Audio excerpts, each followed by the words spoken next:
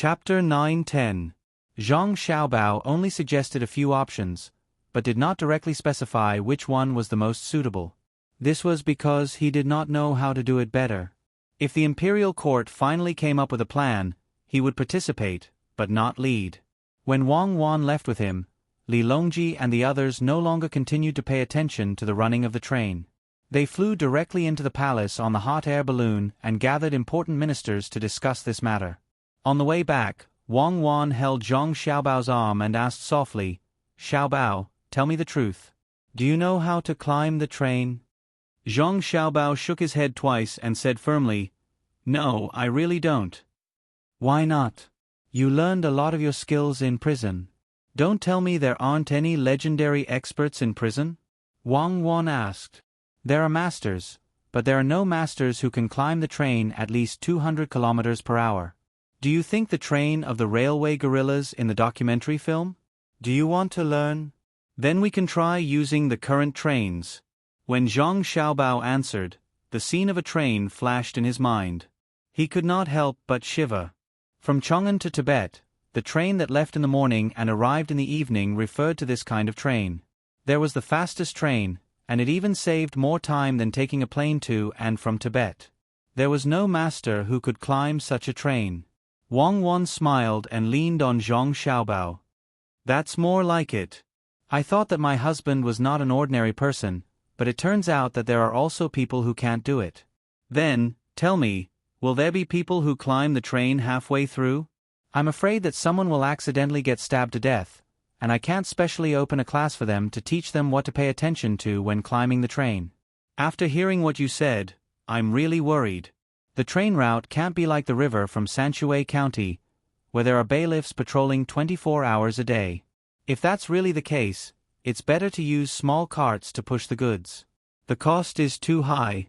If there are strong young men who want to take a free train, they can just run a few steps, especially when the train has just left the station." Zhang Xiaobao thought of the situation when a train was moving on the tracks. Especially when the truck arrived at a certain station, after filling up with water and coal, it started moving slowly and did not go too far. After thinking about it, Zhang Xiaobao shook his head helplessly. "Your words remind me of India. 100 years ago, the trains were packed with people. Even in our time, it's still packed with people. I can't help but admire it. Why don't we arrange a few people to hold down the train? Anyone who is caught climbing on the train will be severely punished. If you meet someone whose family isn't that rich to begin with, how would you judge? If he was locked up, how would his family survive? Fine and no money? Let's not talk about India. As long as the racial system doesn't disappear, it won't be a good day. They're so stupid. They only know how to buy weapons, but when they buy them back, they can't use them. After fighting 2 small-scale local wars, the weapons are used up. Then, they spend money to buy more weapons and try to have more children. They have more people than our country. Do you think we should carry out propaganda and education?" Wang Wan and Zhang Xiaobao were the same. One moment they talked about this, and the next moment they talked about something else.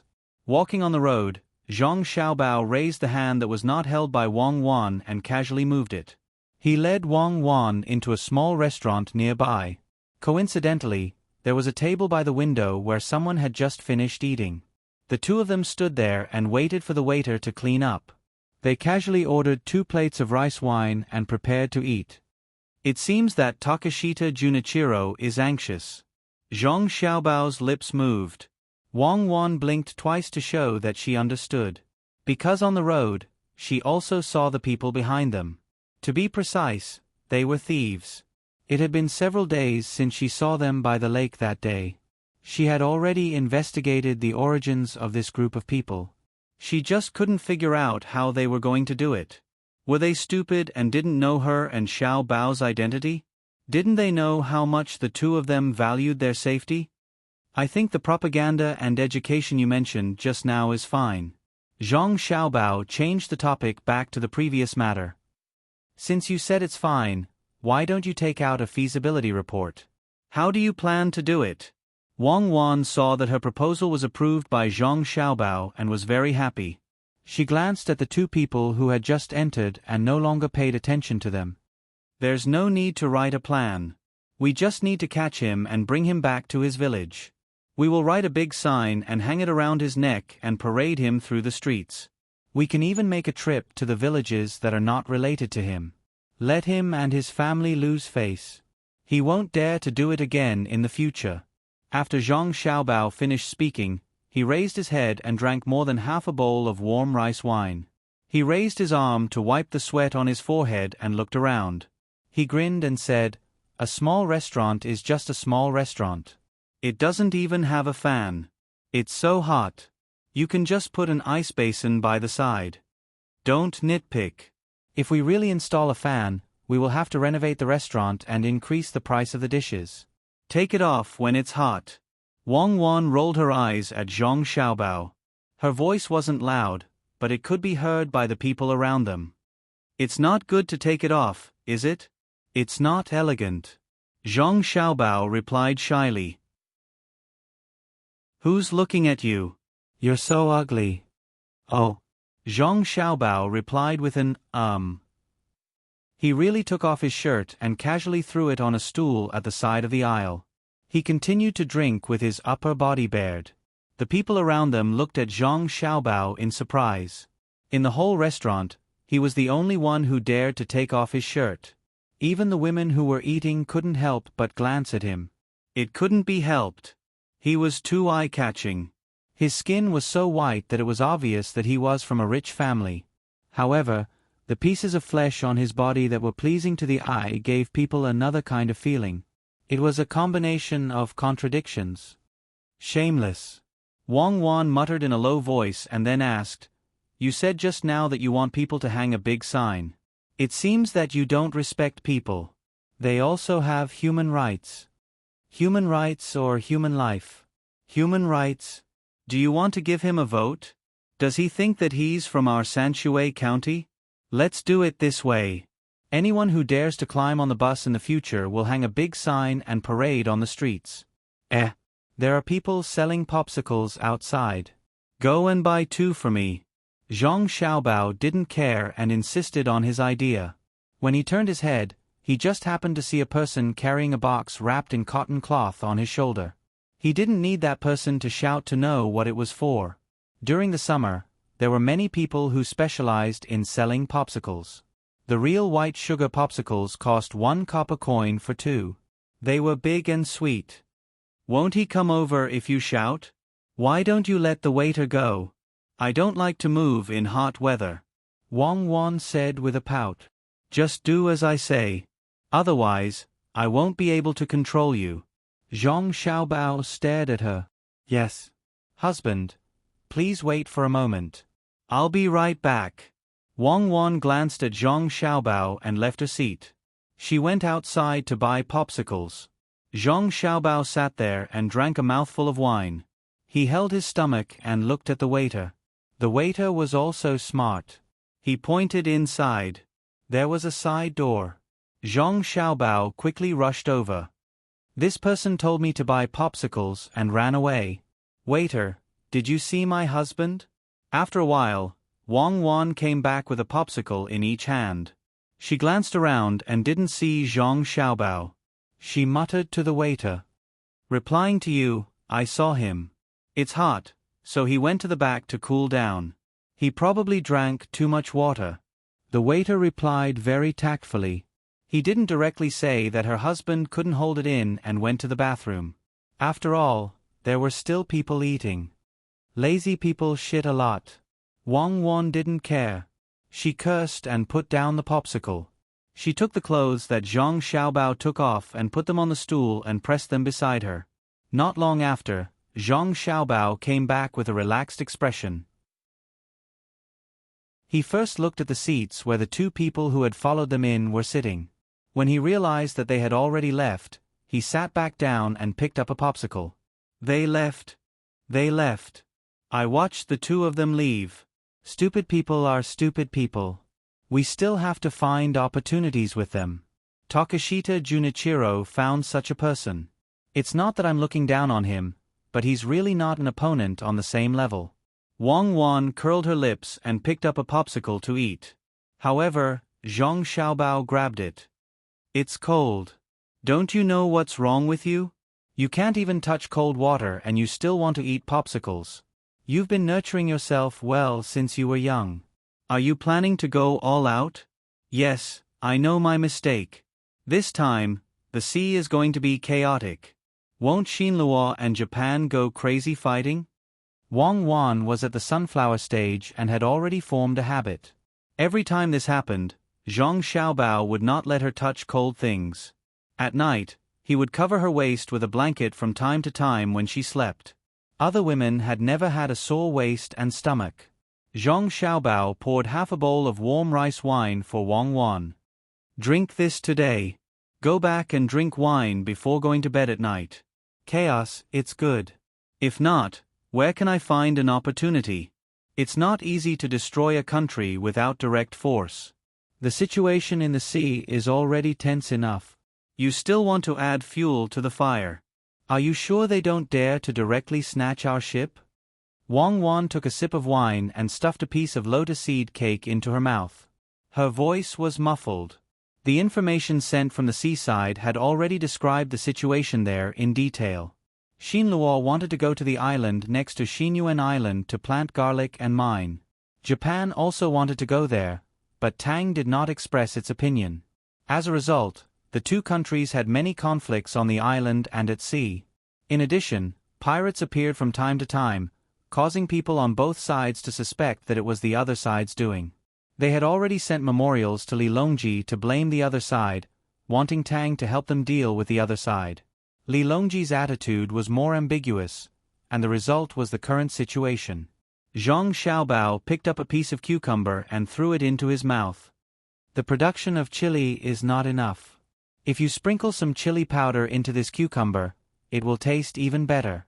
Cucumbers have a lot of water, just enough to relieve the spiciness.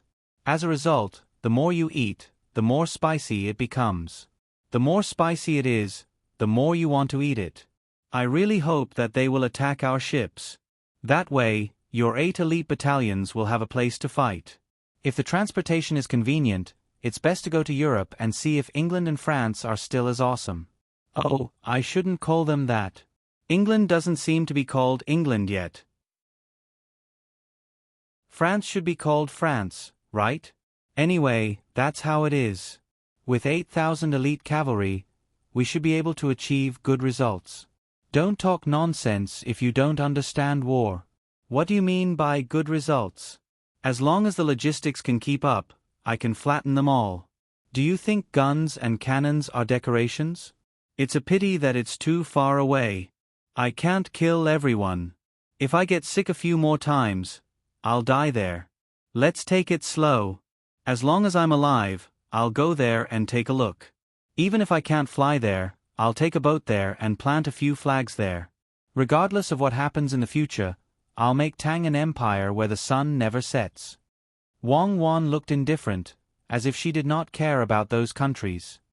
Yes, you're amazing. Then why didn't we occupy them back then? It's because of the influence of the international situation. Otherwise, with our national strength back then, which country in Europe would be able to defeat us in a one-on-one battle? If we didn't throw a nuclear bomb, we would be able to defeat the United States even if it was a one-on-one battle. All right, let's not talk about the past. What's your purpose in renting the steam engine and the gunships to them? Wang Wan boasted to Zhang Xiaobao for a while. After satisfying her mental craving, she returned to the topic. Chapter 9:11. Zhang Xiaobao and Wang Wan chatted as if nothing had happened, but some people were filled with worry. Takeshita Junichiro's hired men had succeeded. They had succeeded a little too easily, making Takeshita Junichiro almost unable to believe it. When he hired them, he didn't have much hope. After all, they were Zhang Xiaobao and Wang Wan. What he didn't expect was that important things would really be thrown out from the two of them. Under such a very coincidental situation, could it be that this was the will of the heavens? For a moment, Takeshita Junichiro couldn't figure out why Zhang Xiaobao and Wang Wan had things thrown at them. He decided not to think about it and opened the letter to read it again. There weren't many words in the letter, and the things written weren't very specific. It was just a general framework, but it was this framework that made Takashita Junichiro feel the pressure and the great Tang's attitude toward Japan. There were only 3 points written in the letter. The first point was that Silla wasn't strong at the moment and could be supported and cooperated with. Japan was too far away from the great Tang and needed to be vigilant. Therefore, the steam engine ships and gunships had to be rented to Silla at the same price so that Silla would have an advantage when clashing with Japan at sea. The second point was that they had to send people to a newly discovered iron mine overseas as soon as possible. That iron mine could be refined into better steel that could be used to make more advanced weapons. The third point was to use the tourism industry to open up the Silla market and establish a long-term tourism bureau in Silla to help the people of Silla obtain more livelihood goods. It would be more convenient for them to use Silla's geographical location to attack Japan in the future. There were only 3 points, and even fewer words were actually written, but the meaning was very clear. There were no more specific steps involved, but even so, it made Takashita Junichiro's heart unable to calm down. So there's a place overseas that can produce better iron mines. So they want to use tourism to help Silla develop the market. So they've always disliked Japan and treated Japan as an enemy. Takashita Junichiro summarized the series of events. A gust of wind blew, causing the closed window to creak. Takashita Junichiro, who was worried about being discovered, was shocked. Seeing that the window was still closed, he heaved a sigh of relief. After a moment of hesitation, he tore off the paper in his hand bit by bit and slowly put it into his mouth, chewing and swallowing. When the last piece of paper was eaten, Takashita Junichiro stuck out his tongue that was dyed black and licked around his lips. No, we can't let them succeed. The steam engine and the gunships are Japan's, and so are the mines overseas. We have to think of a way to make the great Tang change its mind. Sigh. After muttering to himself for a while, Takashita Junichiro sighed and felt a little regretful. Back then, Zhang Xiaobao had happily agreed to rent the steam engine ship and the gunship to Japan while he and the others were drinking. He had considered too much and was afraid that he would be deceived. In the end, he had delayed until now. Could it be because of this that Zhang Xiaobao was preparing to support another country? Takashita Junichiro took a deep breath, stood up, and opened the window again. The wind blowing in his face made him feel much more energetic. He looked up at the sun hanging in the sky, turned around, and walked out of the room, heading for the place where the telegram was sent. With a ticking sound, a letter from home was sent out by Takashita Junichiro. The letter was not written smoothly, and there were some parts where the words did not convey the meaning. The person who sent the telegram did not ask any questions and typed it out word for word. When the last word stopped, Takashita Junichiro, who was beside him, felt his heart settle down. At the same time, he could not help but sigh. The new invention of the telegram was indeed very convenient. Not only did it make it convenient for the great Tang's various officials to send messages in a timely manner, it also made it convenient for him. Although he understood that the telegram sent by someone like him would definitely be received by the other side, so what? Could it be that they could decipher his secret message? That would require a whole set of books. How could the great Tang know which book he used to translate the message when he contacted them? Decipher it? It would tire them to death. Takashita Junichiro thought. Suddenly, an idea flashed through his mind. Decipher it? Perhaps the great Tang doesn't need to add another layer of code when transmitting information, right? If that's the case, wouldn't I be able to obtain more information on the great Tang if I get a telegram machine? Takashita Junichiro's eyes lit up as though he had found a new path. However, he soon became depressed. Where could he get a telegram machine? Any place with a telegram machine would definitely be heavily guarded. I can't get one. No matter how much money I spend, I can't get one. The great Tang will not relax its control in this area. Telegram, to think that there is such a thing that can transmit information so quickly. The heavens are really blind. Then, can I get someone to steal a copy of the production method of the telegram machine? Takashita Junichiro muttered to himself as he left the telegram machine. Suddenly, He thought of the organization that he had hired.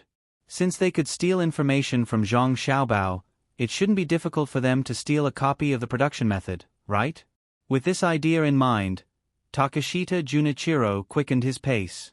When he reached a fork in the road, he turned towards the south. After passing by 2 more forks, he changed his direction again. After changing his direction a few more times, he finally arrived in front of a shop. The shop signboard indicated that this was a shop that sold the 4 treasures of the study. Takashita Junichiro looked around. Seeing that no one was following him, he walked in casually. He didn't go to the seller to talk to him first. Instead, he started looking around. On the left side of the door, there was a row of shelves. There was an ink slab placed at intervals on the shelves. He walked step by step, looking at the ink slab one by one. When he saw the 12th ink slab, Takashita Junichiro stopped and twisted the ink slab in front of him to change its direction. He then turned around and asked, "How much is this ink slab used to carve the mountain fox?" 60 copper coins. The person standing behind the counter glanced at the ink slab and said a number. Based on the carving skills and the quality of the ink slab, 60 copper coins wasn't expensive. In fact, it was shockingly cheap. If one really wanted to buy it, they would feel that they had gotten a bargain. However, Takashita Junichiro didn't look happy at all. This was because the number wasn't right. The other party should have replied, "This isn't a mountain fox ink slab. It's a mountain fox ink slab. It's smarter than a mountain fox." Then, Takashita Junichiro would have continued, "Can a mountain fox enter Chong'en?" The other party would have replied, "Omnipotent." Following that, Takashita Junichiro took the ink slab and entered with the shop assistant to discuss some matters. But why was the price given now? Takashita Junichiro was puzzled. Could it be that he had entered the wrong place? He opened his mouth and after a while he asked, "This place, isn't this?" "Sir, it's obvious that you come here often. Our shop has just changed hands and we want to do other business. That's why the price is so low. If you feel that it's still expensive, we can give you a lower price. Wait until we sell the rest of the goods and do other business," the shop assistant said with a smile. Boom! This sentence sounded like thunder in Takashita Junichiro's ears. Unwilling to give up, he asked again, Then where's the original owner?" "I'm not sure. Could it be that you want to find the original owner? Then you can only ask the current owner." The shop assistant shook his head and revealed a regretful expression. Takashita Junichiro also shook his head. No. I'm just asking casually." After saying that, Takashita Junichiro was no longer in the mood to stay in the shop. He turned around and left dejectedly. After his figure disappeared, the shop assistant behind the counter, Wei, smiled and muttered to himself, "The original owner is naturally dead. He clearly knew that you were Japanese. He clearly knew that you were going to steal the young master of the Zhang family. Yet, he still dared to accept the job. Humph. A traitor is more hateful than an enemy. During the dog days, even if the sky was covered by dark clouds, people would still sweat non-stop. Compared to the adults, the children did not sweat as much. Little Bei and the others did not sweat as much. They walked on the streets of Wanyan County and looked around. It was as though they were curious about every person or thing they saw. "It's so hot. What did Big Brother and Big Sister say?" Little Bei, who was standing under the shade of a tree by the roadside, kept wiping his sweat. He wiped his sweat as well. As he spoke, he looked at Little Yuan. Little Yuan was like a secretary. He had to remember everything that others said. He also had to memorize everything that Little Bei wanted to know. After all, he had a photographic memory. He was born to be a secretary. Little Yuan, who had already adapted to the role of a secretary, replied without thinking, "They said that we shivered even if it wasn't cold. We sweated even if it wasn't hot during the dog days." "That's right. I must have felt cold when I was in Luzhou. It must have been cold during the dog days. Otherwise, why would I be so afraid of the cold?" Little Bei said, "There's no dog days in Luzhou. Even if there was, Big Brother and Big Sister wouldn't let us feel cold. That's heartless, little Yuan retorted. I'm just saying. Otherwise, it's too hot to just think about it. Look, my clothes are already soaked. Little Bei looked around and saw a small river not far ahead. An old man was sitting under a willow tree by the river, fishing. He walked over. Xiao Yuan shook his head a couple of times and also followed behind. The others naturally did not go too far. Soon after, Little Bei came to the old man's side. He looked at the old man and then at the fishing rod that was hanging in the water. He squatted there and rested his face on his hand. He did not say anything and just watched silently. Zhong Chong, Zhong Fong, and the others were also squatting under the tree. Their eyes were looking here and there, each of them thinking about their own matters. Xiao Yuan took out a small book from his bosom and began to research. Xiao Hai found a wooden stick and began to write formulas on the ground. Xiao Zhu took down the drawing board on her back and found a good position to begin sketching.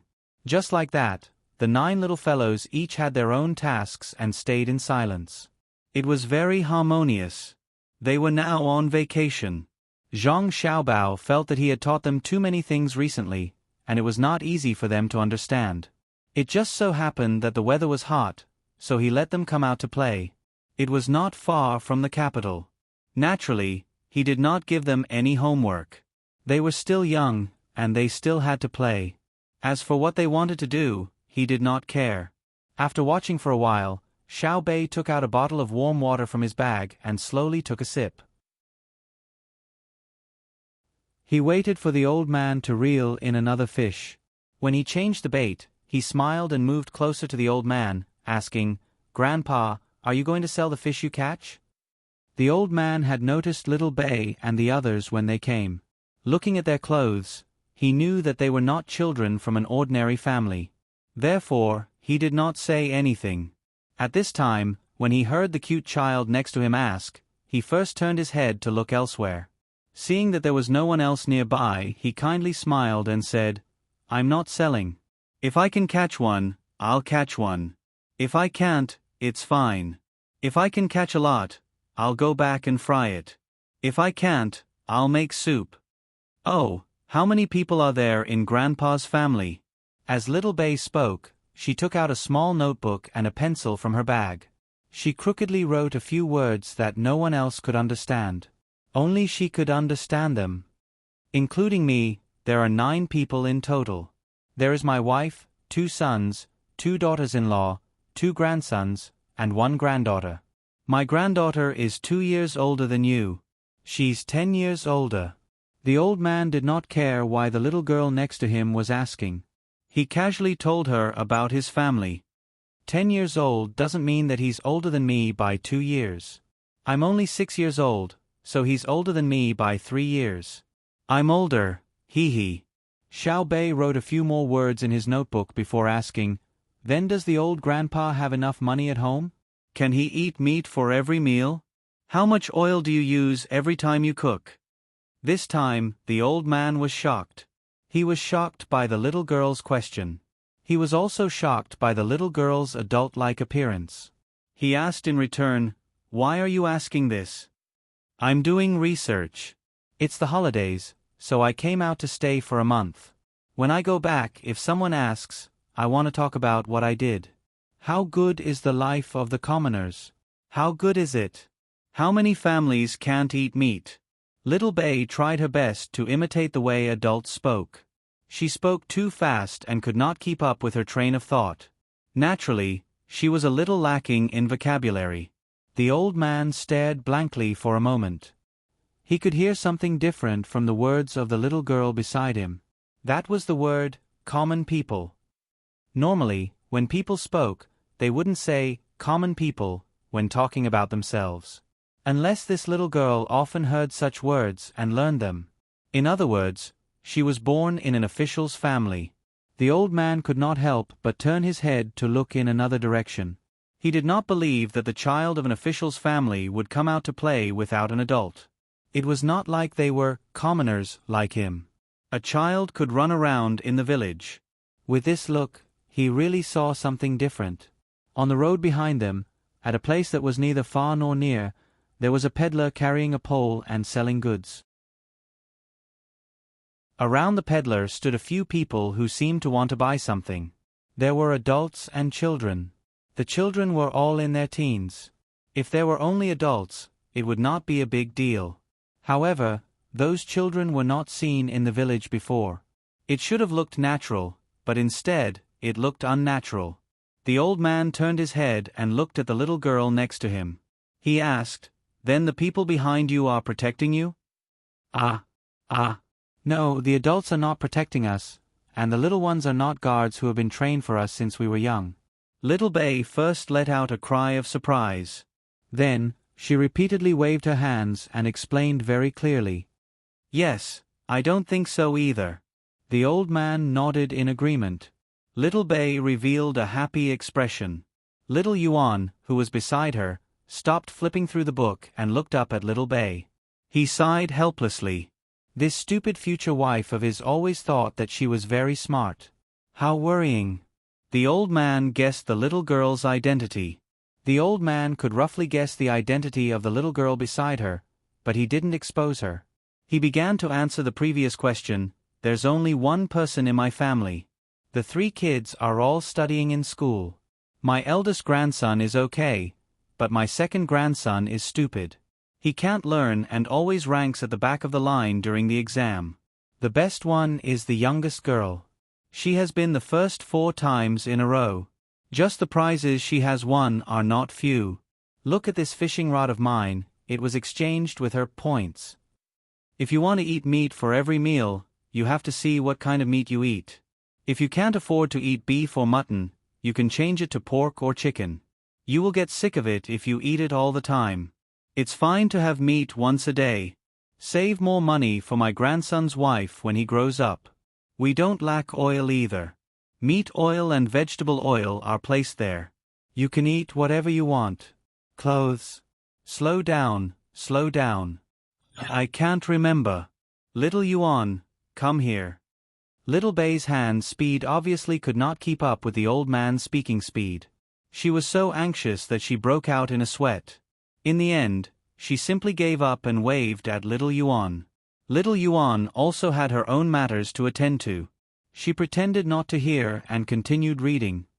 "Big brother Yuan, I can't remember." Little Bay had no choice but to act coquettishly. She realized that recently, her authority seemed to have been challenged. The words she said were not very useful anymore.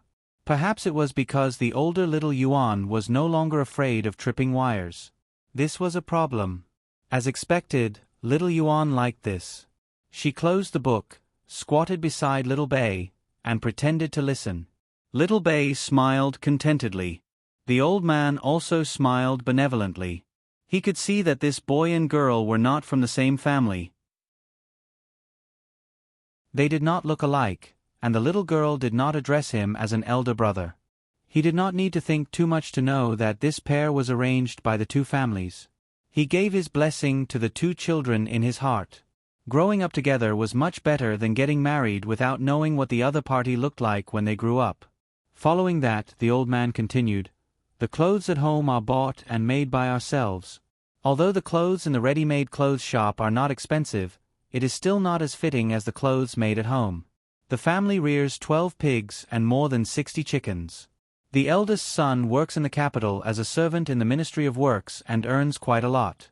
The second son is close to home and is a small official in the county. Nowadays, the treatment of officials is better, especially when they are close to the capital. During the holidays, they can get a lot of things and the salary given is also more." "Is it more than Sanshui County?" Little Bay interrupted and asked.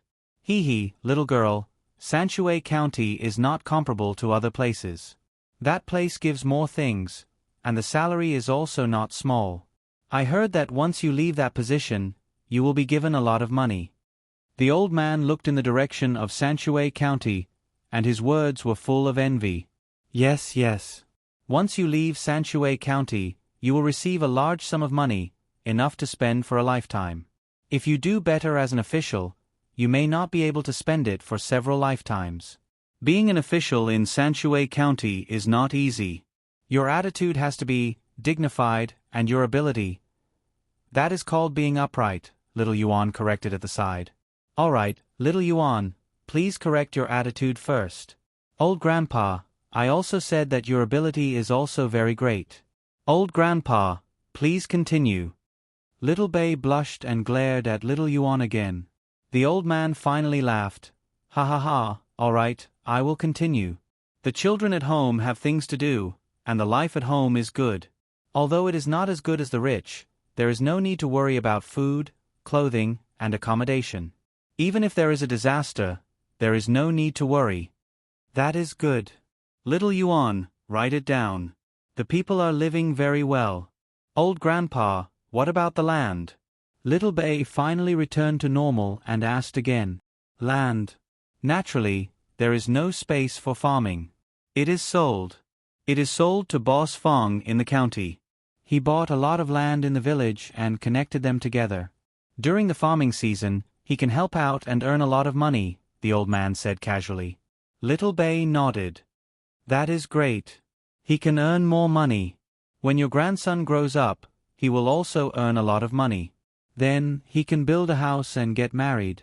There is no need for them to earn. When they are of age, the family will prepare it for them. The old man also thought of the future, and the smile on his face became wider. Ah! Why do the family have to prepare it for them? Isn't it better to let them earn it themselves? Isn't that right, Little Yuan? When we grow up, I will also earn more money, and you will also earn more money. With the two of us together, we will be like brother and sister, covering Chong and for 10 consecutive days. Little Bei was very puzzled. He blinked and looked at Little Yuan. Didn't you say that you won't marry me? Little Yuan asked. Oh right. Then there is nothing for you to do. Little Bei then remembered that he had to use this to threaten Little Yuan. The old man listened to the two children's words and laughed. As he laughed, he suddenly realized something and stood up in shock. He sized up Little Bei and the others and no longer looked as calm as before. He asked with a trembling voice, You are the children of the Zhang family and Wang family in Sanshui County? Then the adults and children on the road are the vigorous seedling protection team? You are Zhang Xiaobei, and you are Wang Xiaoyuan? Ah! Old Grandpa, do you know how to calculate? Little Bei was even more shocked than the old man. He opened his big cute eyes and looked at the old man, hoping to confirm his guess. Little Yuan covered his face with both hands, looking like he did not dare to look at anyone. Don't you know what you just said? I really can't marry you. You are too stupid. Don't you dare. When I go back, I will tell my brother and sister that you bullied me. Little Bei was unwilling. Listening to the words of the two, the old man took a few deep breaths, gritted his teeth and sat down again. He had already confirmed the identity of the children next to him. No wonder they spoke differently from children of the same age. They were the children of the Zhang family and Wang family. How could ordinary people compare with them? Little Hai stopped working on his formula at this time. He stood up and rubbed his feet on the ground to erase the traces of calculation just now. He asked the old man, Old Grandpa, are you going to talk about the local officials? The old man was stunned at first, then understood. He waved his hand and said, No, although the local officials are not as good as those in Sanshui County, they are not bad. They are close to the capital. The officials dare not do anything wrong, let alone bully us. Oh, they bully the people. The old man did not feel that Little Hai's question was abrupt. The identity of the 9 children of the Zhang family and Wang family had long been spread among the people. Although they were young, their authority was not bad at all. It was said that in the whole Tang Empire, except for the current emperor, there was no official that they could not impeach. Regardless of right or wrong, even if they were innocent, they had to make some mistakes. Fortunately, the 9 children did not make any mistakes when they impeached people. Although they were 9 children, for the officials of the Tang Empire, they were like the king of hell.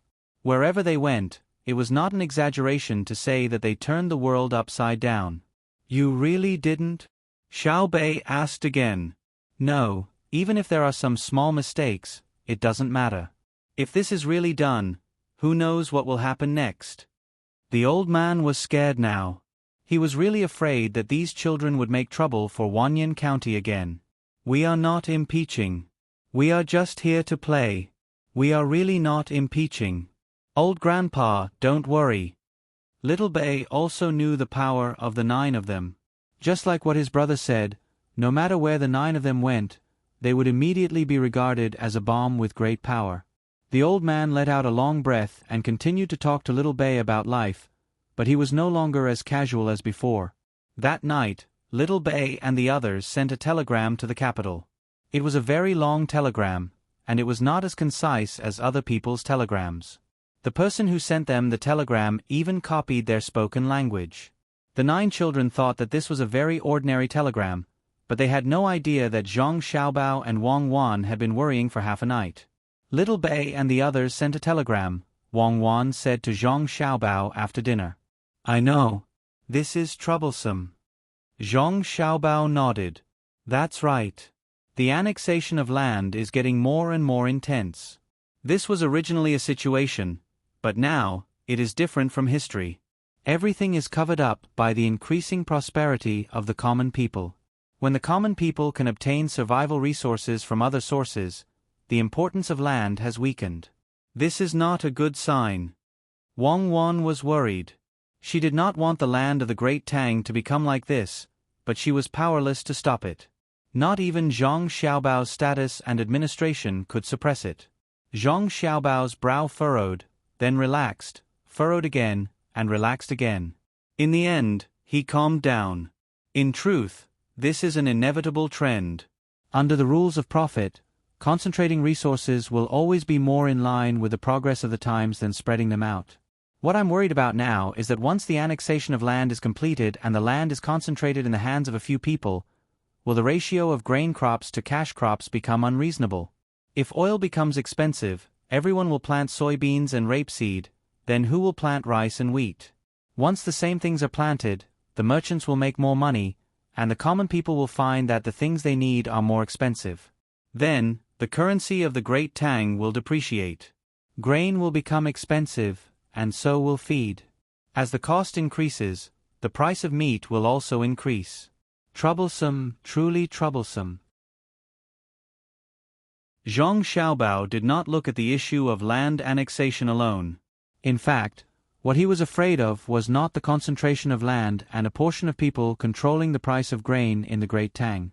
What he was afraid of was the conflict during the planting process. If the things planted did not change, only the price would be controlled. It was very simple. He would increase the agricultural tax and use this money to subsidize the common people. He would increase the tax at the planting stage and the first stage of the selling stage, and subsidize the sales stage. This way, the price would be stable. He was worried that everyone would find something profitable at the same time and plant it together. This would lead to a problem of polarization. Some would lose money, while others would lose money. Wang Wan stood up, found a tea set, and began to brew kung fu tea. As she brewed, she asked, "Then, do you have any ideas?" "It's not that I have any ideas, but whether this idea can be carried out well. I'm afraid that there will be policies from above and countermeasures from below." Zhang Xiaobao had many ideas. He knew that not only him but also him and Wang Wan back then. Any person with some basic skills would be able to think of a solution, but who would carry it out was the most important. Wang Wan's hands were still as gentle as ever. She looked up at Zhang Xiaobao and said with a smile, "Xiaobao, don't forget that this is the era of the empire. Let's not talk about the disadvantages of the era of the empire first. Let's talk about the benefits. If the emperor wants his subject to die, the subject has no choice but to die. Whoever doesn't carry it out will die. Yes, the era of the empire. This is the first time I've found that the era of the empire is good. Then, it's easy to do. One is to increase the speed of information transmission. This can be done through newspapers. Now that there are telegrams, news can be transmitted to various places at any time. The other is scientific planning. Let the local government of each place be in charge. They have to immediately transmit the local land planting situation to the capital. Then, a department in the capital will arrange what to plant in each place. That's enough. Zhang Xiaobao's eyes stared at Wang Wan's movements. That beautiful posture made Zhang Xiaobao feel that drinking tea was no longer important. Perhaps it was better to run to the bed and do something first. After busying for a while, Wang Wan finally steeped the tea leaves. The tea leaves were also washed. Then, Zhang Xiaobao said, "Coordination is fine. Unified arrangements are also fine. But, is the evaluation of the officials linked to the economy or the degree to which they carry out orders? If it's linked to the degree to which they carry out orders, then many places can clearly increase their income by planting other crops, but they have to follow the rules of the capital and only plant food crops. Then, the income will decrease. If it's linked to the economy, what do you think the officials will do? And there are so many problems. The relationship between politics and economy has to be considered. Human nature. I've never believed in communism. What was it called at that time? Oh, right, it was called distribution according to needs. I don't understand how it can be distributed according to needs. Living materials can be distributed according to needs. Can men and women be distributed according to needs? Can love also be distributed according to needs? Can anyone casually like a member of the opposite sex? There's no need to choose. When a male sees a female, there's no difference in the spiritual realm. Then, in the entire world, only one person's thoughts are enough. The others don't need to have personalities and thoughts. If there are interests, there will be disputes. So, I can't solve this problem. If I have to say a solution, it's that long separation leads to union. Who said this sentence? It's really too classic. Zhang Xiaobao conducted a psychological analysis of himself, but in the end, he couldn't do anything. Wang Wan poured the tea, smiled sweetly at Zhang Xiaobao, and said, "You're talking about a novel author, the one who wrote the Romance of the Three Kingdoms. Do you feel very moved that an author has such a deep philosophical realm?" Yes, it's true. There's also a sentence called, "Knowing the affairs of the world is knowledge. Practicing human nature is writing." This is also not bad. Zhang Xiaobao nodded in agreement. That's practicing human nature is writing. I still think practicing human nature is better. Ping Sui can match. You mean, you won't continue to care about it? You want to go with the flow? Wang Wan pushed the tea bowl in front of Zhang Xiaobao and asked. Who said that? At least I can influence it. In fact, everything has to be done according to the law of development. Even if what we estimate happens, how can we know that it will be wrong in the long run? Maybe the development will be even more powerful. Zhang Xiaobao held the tea bowl with both hands, but he didn't drink. His eyes were looking in a direction, and he said in a daze. Wang Wan blew, took a small sip, and asked, "Then what do you have in mind?" It's very simple. Improve productivity, which is production technology. If 1 mu of land can produce 1 million caddies of grain a year, then it's not a problem to plant anything else. If 1 mu of land can produce 10 million caddies of cotton, do you think there will be a problem of not being able to sell it?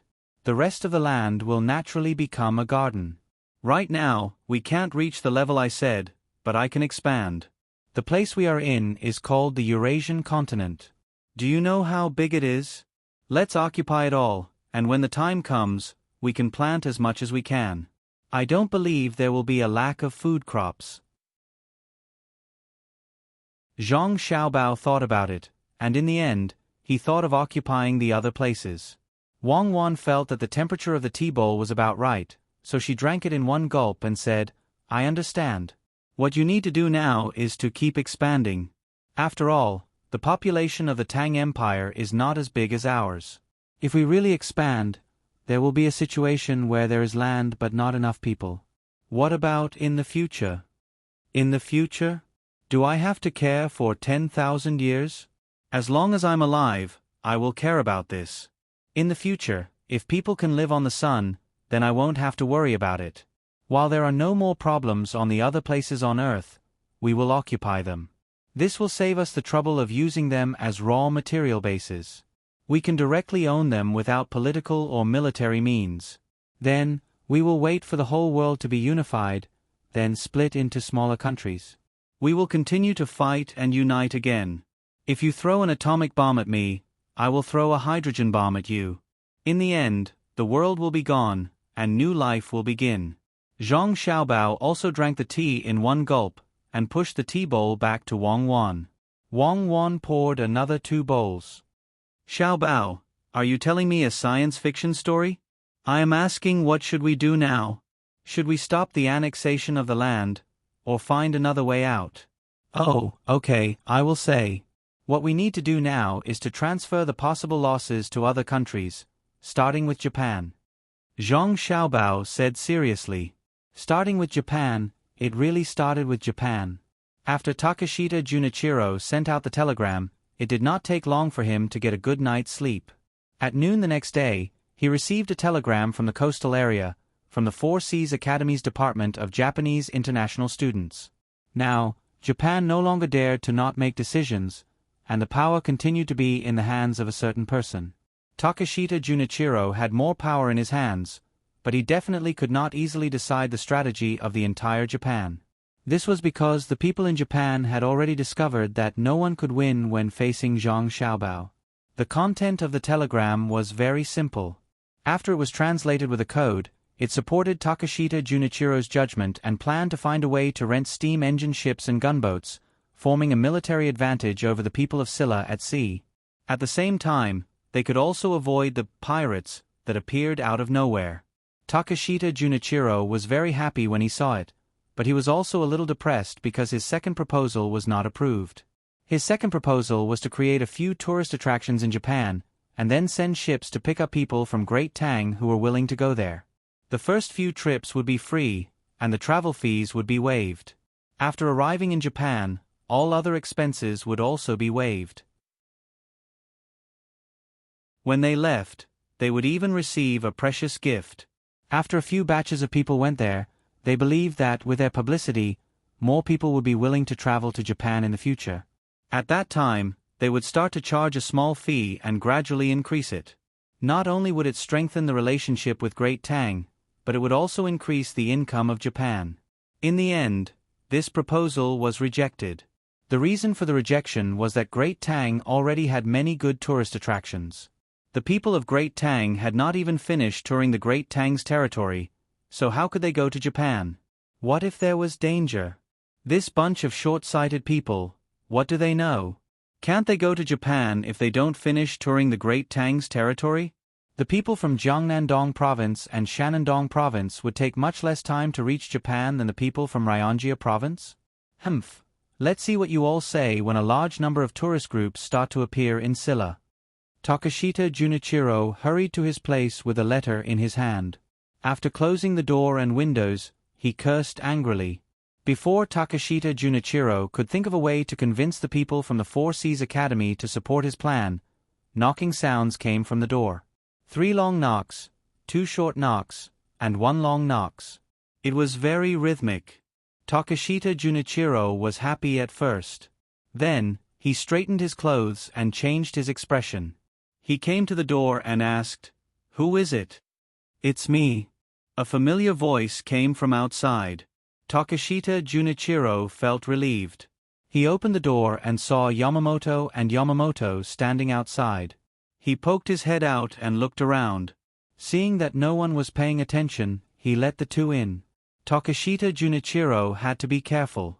Even if the secret signal was correct, he had to maintain sufficient vigilance. Otherwise, if he said something wrong, it would be easy for the whole of Japan to suffer. Yamamoto could understand. After sitting down, he lowered his voice and said to Takashita Junichiro, "Takashita-kun, Yamamoto and I both know of your plan." "Very good. It's the people from the Four Seas Academy who are scared. They don't dare to agree to 2 plans at the same time, afraid that they will fail at the same time. Yamamoto and I support you." Takashita Junichiro quickly stood up and bowed. He said excitedly, "Then is there a way to realize the second plan? The people in the Tang Empire are very rich now, and the foundation of the Tang Empire is very advanced. What if there are technicians among the tourists who feel that our place is better and decide to stay? Yamamoto and Yamamoto had come today for another matter. Their support for Takashita Junichiro was just lip service. However, after hearing Takashita Junichiro's words, they realized that it was really a good idea. The two of them looked at each other and nodded. Yamamoto said, "Takashita-kun, it's as you said. Yamamoto and I will think of a way to convince our people in the Four Seas Academy. There's actually a very important matter today." Takashita Junichiro did not interrupt. He made a gesture of listening.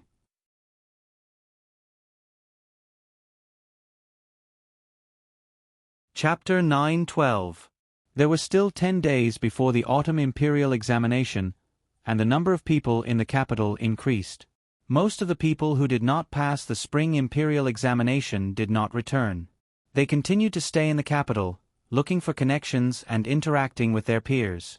The imperial examination was not only about one's writing during the examination, but also one's reputation and the recommendations of others. Almost all the students who were going to take the examination, regardless of their own standards, had to find a place to show off their talents. They went to the restaurant to drink wine, went to the brothels to write poems for girls, and tried their best to promote themselves. There was a trick to this, and that was to gather people together. They did not care about the quality of others' writing, nor did they care about whether the opinions of others were reasonable or not. As long as there was a chance, they would praise others. Today, you flatter others, and tomorrow, others might follow suit and flatter you as well, as if they were on good terms with you. Thus, there were many poems in the capital that were unanimously praised by others. However, there were very few girls who sang them. Some girls were better than the students and did not bother to sing them. This atmosphere had been around for a long time. In the past, the people did not have much knowledge, so when they heard others praise them, they would follow. However, it was a little different now. Those who had children at home were in schools. Most people did not know what the schools in distant places were like. Perhaps they taught the laws of the great Tang and poetry. However, the schools around the capital rarely taught children to write poems. The schools in this area learned from the schools of Sanshui County and Bushin County. When the children entered the school, they first learned nursery rhymes. They did not need to recognize words, as long as they could memorize them. Usually, the rules of the school were written into the nursery rhymes, so that the children would have some discipline. Then, they learned pinyin, which was different from the pinyin that Zhang Xiaobao and Wang Wan learned back then. This was because the pronunciation of the words now was different from the pronunciation of the words back then. The children could not be as proficient in many languages as the two of them, so the best way was to learn Arya's pronunciation. How to pronounce Arya in Arya. The child would spell the sound accordingly. There were still 26 letters, and there was no sound that could not be spelled when combined. In this way, the teachers who used to say Arya would not object. After all, it was the Mandarin of the Tang Empire. At the same time, the learning speed was also faster. They did not need to use the pronunciation of other words when reading a word. The children spent most of their time in the early stages of school learning how to read. The efficiency was dozens of times higher than before. After learning a large number of words, the next thing they learned was to read essays. This essay was not written by a master. It was written by the children of Sanshui County's Zhongwang and Zhuangzi School. It was very simple. After 2 years, he began to read normal books, such as the Book of Songs, selected literary works, and so on. He didn't have to understand the meaning, as long as he could memorize it smoothly.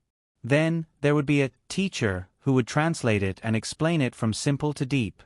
In this way, after 5 or 6 years of school, the children's appreciation level would also improve. As for grades, it was not so important. The teacher would look at each child's different personality and which aspect of their learning was best to focus on nurturing. This was the real quality education that Zhang Xiaobao and Wang Wan needed. As for foreign languages, there was no need for the children to learn them. That was a branch that they wanted to continue learning after they graduated from primary school. There was no need to ask all the children to be proficient in a foreign language. According to Li Longji's words after being fooled by Zhang Xiaobao, it was, In the future, wherever the sun rises, the people there must know how to speak the language of Tang. Why should the children of Tang waste time? People who learned foreign languages were also specialized in studying the history of other countries in the future. With so many children with a high level of appreciation, those students who wrote crooked poems were out of luck. It was common to hear the poems of students coming out from restaurants, tea houses, and small shops. It was also common to encounter children who pointed out how messy the poems were in front of their faces in such places. When Wang Wan, who was waiting for the fall quarter examination, found out about this situation, she smiled and said to Zhang Xiaobao, "Do you think we should take out modern poems and let the children who have just finished primary school learn them?" Modern poems? What's wrong with that? Zhang Xiaobao was also working hard. Seeing that the exam was coming, he had to revise. Although the position of the top scorer had been confirmed, he couldn't do badly. Since it involved a lot of literature, he naturally had to have a good result. Otherwise, it would be too embarrassing. When his father was the top scorer in the exam, he found someone and used a lot of conditions in exchange. However, his father's paper was not bad at all. Even if it was just based on knowledge, no one would refute it. Zhang Xiaobao was now looking at the papers of the top scorers in the entrance exam. He found a pattern in them and waited for the top scorers to become the top scorers. Wang Wan was also learning. She also wanted to see how she was. She wouldn't easily give the top scorers to Zhang Xiaobao. Although it was almost confirmed that Zhang Xiaobao was the top scorer in literature and she was the top scorer in martial arts, she still wanted to create some trouble for Zhang Xiaobao and make Zhang Xiaobao feel pressured. Therefore, she was also reading. Looking at Zhang Xiaobao's blank expression, she said, "You don't even know modern poems. You want to be the top scorer in the exam? Wait for me to get the top scorers in both literature and martial arts. Can't you be the top scorer in the exam if you don't know modern poems? Is there such a thing in Tang now? Is there modern poems? What is modern poetry? Tell me." Zhang Xiaobao's eyes didn't leave the papers and directly replied to Wang Wan. Modern poems are poems written strictly according to the rules of poetry. It requires that there can't be any mistakes in the couplet and tautology. If tautology and tautology are tautology and tautology, you can't write tautology and tautology. For example, the first line of the 7 lines must be tautology and tautology, tautology and tautology. And that's not all. If there's no special situation, you have to follow. Zhang Xiaobao, are you listening to me? When Wang Wan was explaining to Zhang Xiaobao's head was looking at the papers bit by bit. His concentrated look made Wang Wan suspicious. Zhang Xiaobao was still nodding. Zhang Xiaobao. You say, "I'm listening." Zhang Xiaobao heard Wang Wan's voice become louder. He blankly raised his head and looked at Wang Wan. Wang Wan gritted her teeth. Zhang Xiaobao, I remember telling you before, right? Today you say you don't know. Are you playing dumb with me? Put away your narrow-mindedness. So what if I'm wasting time? Don't tell me you think you can learn a lot in this short period of time? Wang Wan finally understood. Zhang Xiaobao was looking at the papers with all his might. Then, he would not be able to look at the papers. Seeing Zhang Xiaobao playing such a trick, Wang Wan did not know whether to laugh or cry. Zhang Xiaobao, who had been seen through, put down the papers embarrassedly. He smiled at Wang Wan and said, "Modern-style poetry is just like that. It's used to raise the status of students. According to what you said, many of Li Bai's poems are not qualified. There are also by Juyi's and Du Fu's. How many of these poets of the Tang Dynasty wrote poems that are all in modern style? Look at Li Bai's and able to lower his brows and bow to the powerful. What kind of poem do you think that is? Was it a 7-word one or a 5-word one? I feel that many of Li Bai's poems are actually not poems or words. Oh, if there is a conclusion, I think they are words because someone composed music for them, right? But what we have now is still better than what we had back then. Back then, people would think that they could compose poems just by coming up with a few lines of words. Especially so for many writers, they had the nerve to show off their nonsensical works. Wang Wan saw that Zhang Xiaobao mentioned Li Bai, so she could not use modern-style poetry to criticize Zhang Xiaobao. She had to extend the topic. Zhang Xiaobao nodded and said, "Yes, that's right. Especially many officials, they did not do their jobs well and wrote rubbish to publish, and don't talk about the officials." Wang Wan saw that Zhang Xiaobao was going to point at the officials again. She quickly stopped him and said, "You just said Li Bai. What do you think Li Bai is doing now? I haven't seen him for a while. And Wang Wei, I miss him." "Li Bai? Isn't he in charge of the Ministry of Revenue? Just let him be. It's a much better position than the one he held in history, and he has real power. He should be grateful to me." Zhang Xiaobao still had some recollection of it. After saying this, he picked up the paper and continued reading. "I don't know if he can write so many poems. It's hard to choose." Wang Wan shook her head. She did not understand this problem and also started to read. Li Bai was not in the capital at this time. He did not plan to take the imperial examination. If he really wanted to take the imperial examination, he would not be able to pass at all. Now, he was sitting on the train. Accompanied by the rumbling sound and the shaking of the carriage, he was heading to another place. Sitting opposite him was the other person that Wang Wan mentioned, Wang Wei. The two of them received a task to patrol the river situation in several places. Recently, some places in Tang had been raining heavily, and there was no sign of it stopping. In order to urge the local authorities to do their best, and at the same time to express the importance that the emperor attached to the water conservancy project, the capital sent several teams to take a look at places not far away. The rivers in the capital were more concentrated. The two of them were now going to Hongnong, a tributary of the Honglu River. Recently, there was a rumor in the capital that the officials there had embezzled the money for the water conservancy project. It was easy to get into trouble. Li Longji did not have the time to care about it, and he was afraid that other people would not be able to suppress the situation.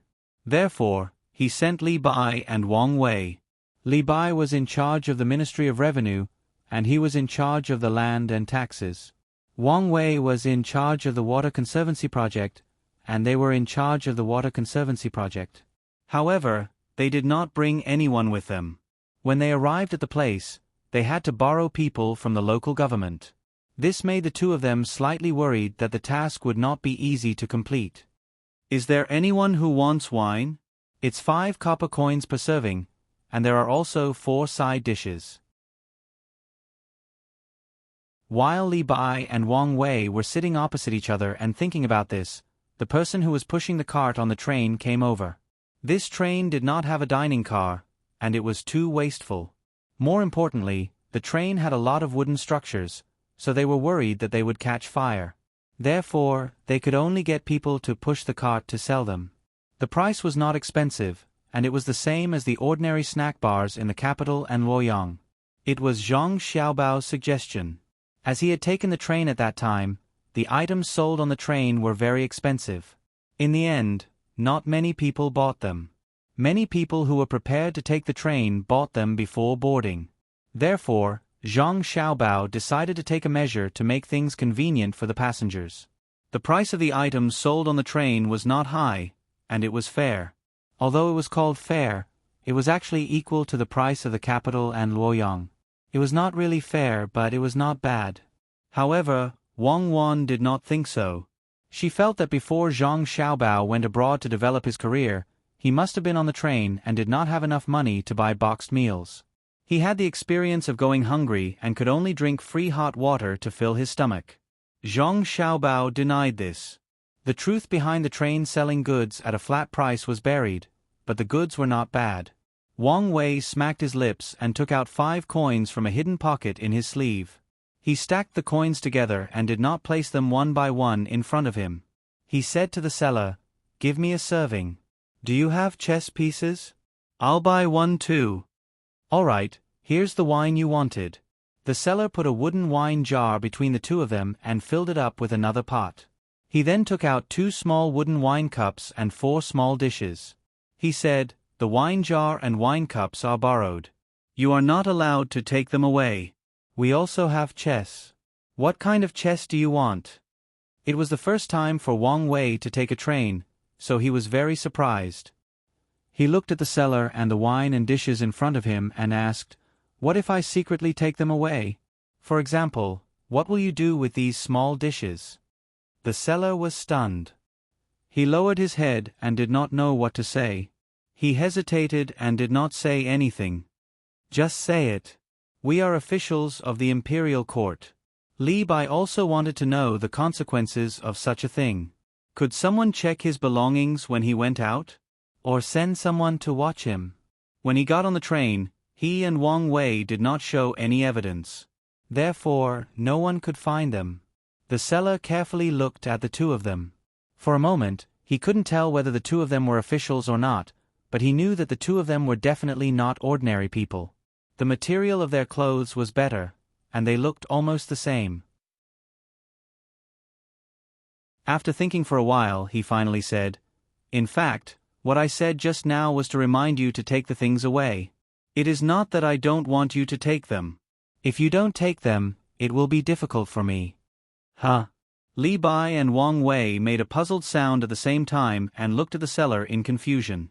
There was no need for the two of them to continue asking. The seller continued, "You can take a look at the wine jar and the dish. You will understand after looking at them." Li Bai pinched the edge of a dish and picked it up to look at it. Wang Wei also picked up the wine jar and looked at it. They found that there were pictures and words engraved on it. There was a picture of a train and the words, "Safe Journey." They looked at each other, but still did not understand what it meant. The seller waited for the two of them to finish looking at it and said, "In fact, this is a method that someone came up with. It can make the passengers on the train spend more money." "How can we spend money? Isn't it a profit if we take it away?" Li Bai asked. "Now it is a profit because there are words and pictures on it. When you take it off the train, you can show it to others and let others know that you have been on the train. Since you have been on the train, those who have never been on the train will naturally be curious and think that you are a decent person. They will ask you how it feels to take the train. Will you tell them then?" The seller explained and asked in return. Wang Wei thought carefully and looked at Li Bai. Li Bai nodded. The two of them understood that this was an opportunity to show off. The train was only between Chong'an and Luoyang. If they took it out first, others might not know about it, but they had been on it. If someone asked about it, of course they had to tell them about it. For example, when they arrived at Hong Nong's place and an official asked them about it, they felt that it was really good. Wang Wei put down the wine jar and said, "Even so, what does it have to do with making money? I reckon that you are just keeping your capital and won't make any profit at all. Am I right?" "Sir, you're absolutely right." The seller addressed the two of them according to their identities as officials. "Now, the wine and dishes we sell on the train are indeed kept as the capital, but that is only for a month. After the train has been running for a month, if you want to buy it when you are on the train, you will have to leave a deposit. A set costs 5 copper coins. Otherwise, you will have to change to another kind of paper without words and pictures.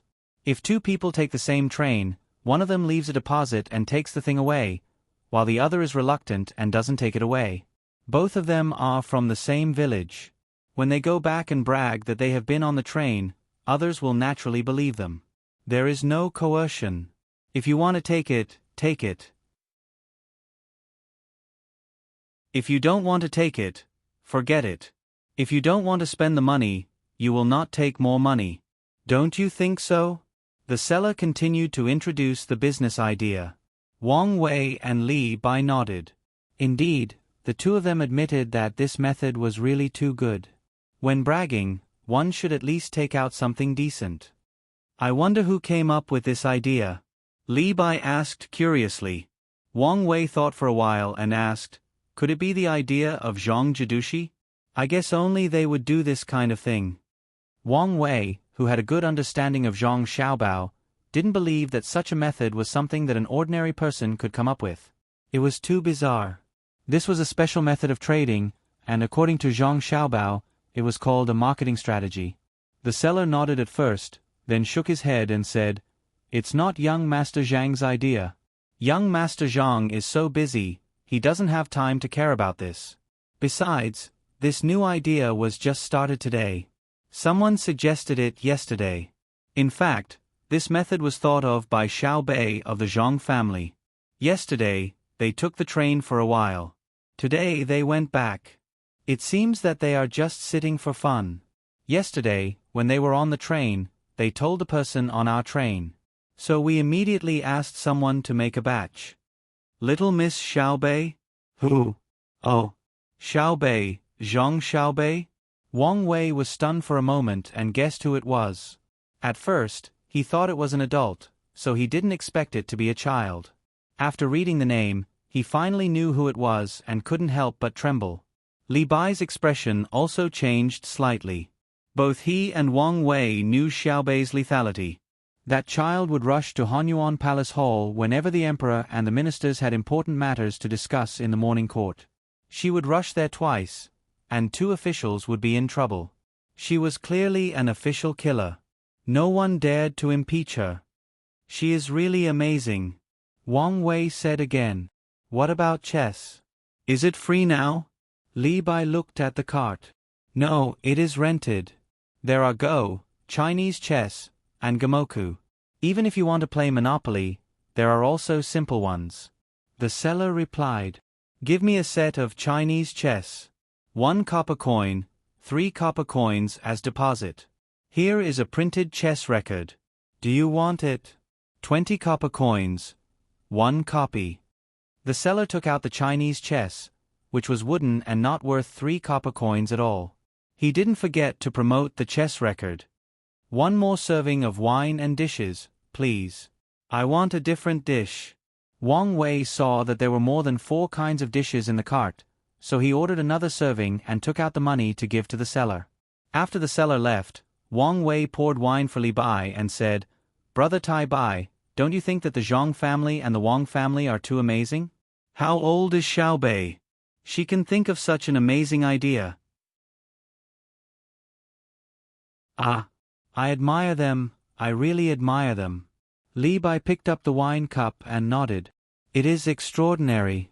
After we finish eating, don't forget to take the food. If someone asks about it when we get there, we can leave it as a souvenir. Speaking of which, the train is really better than the carriage. It is faster, not just a little bit faster. If we take the carriage, it will take us 3 days to get there, and that is under the condition that the road is easy to walk on. Wang Wei felt the comfort of the train. He drank a cup of wine and took a bite of the food. He tasted it carefully and said, I heard that His Majesty is going to build railways in all places of the Tang Empire. It will be difficult for him to send people away. Is it possible that he won't allow them to take the train? It may be a pleasure to wait all the way to Lingnan. It is very difficult to die on the way. Unfortunately, if we go to Hongnong, we won't be able to watch this year's autumn imperial examination. This year, Zhang Xiaobao and Wang Wan will take part in it. I can only come back and hear about it or ask someone to send a telegram. After all, it is better to see it with your own eyes. Li Bai felt uncomfortable when he thought of the imperial examination. He didn't take part in it, but Wang Wei did. He was even a jinshi. He always felt that there was a difference between their identities.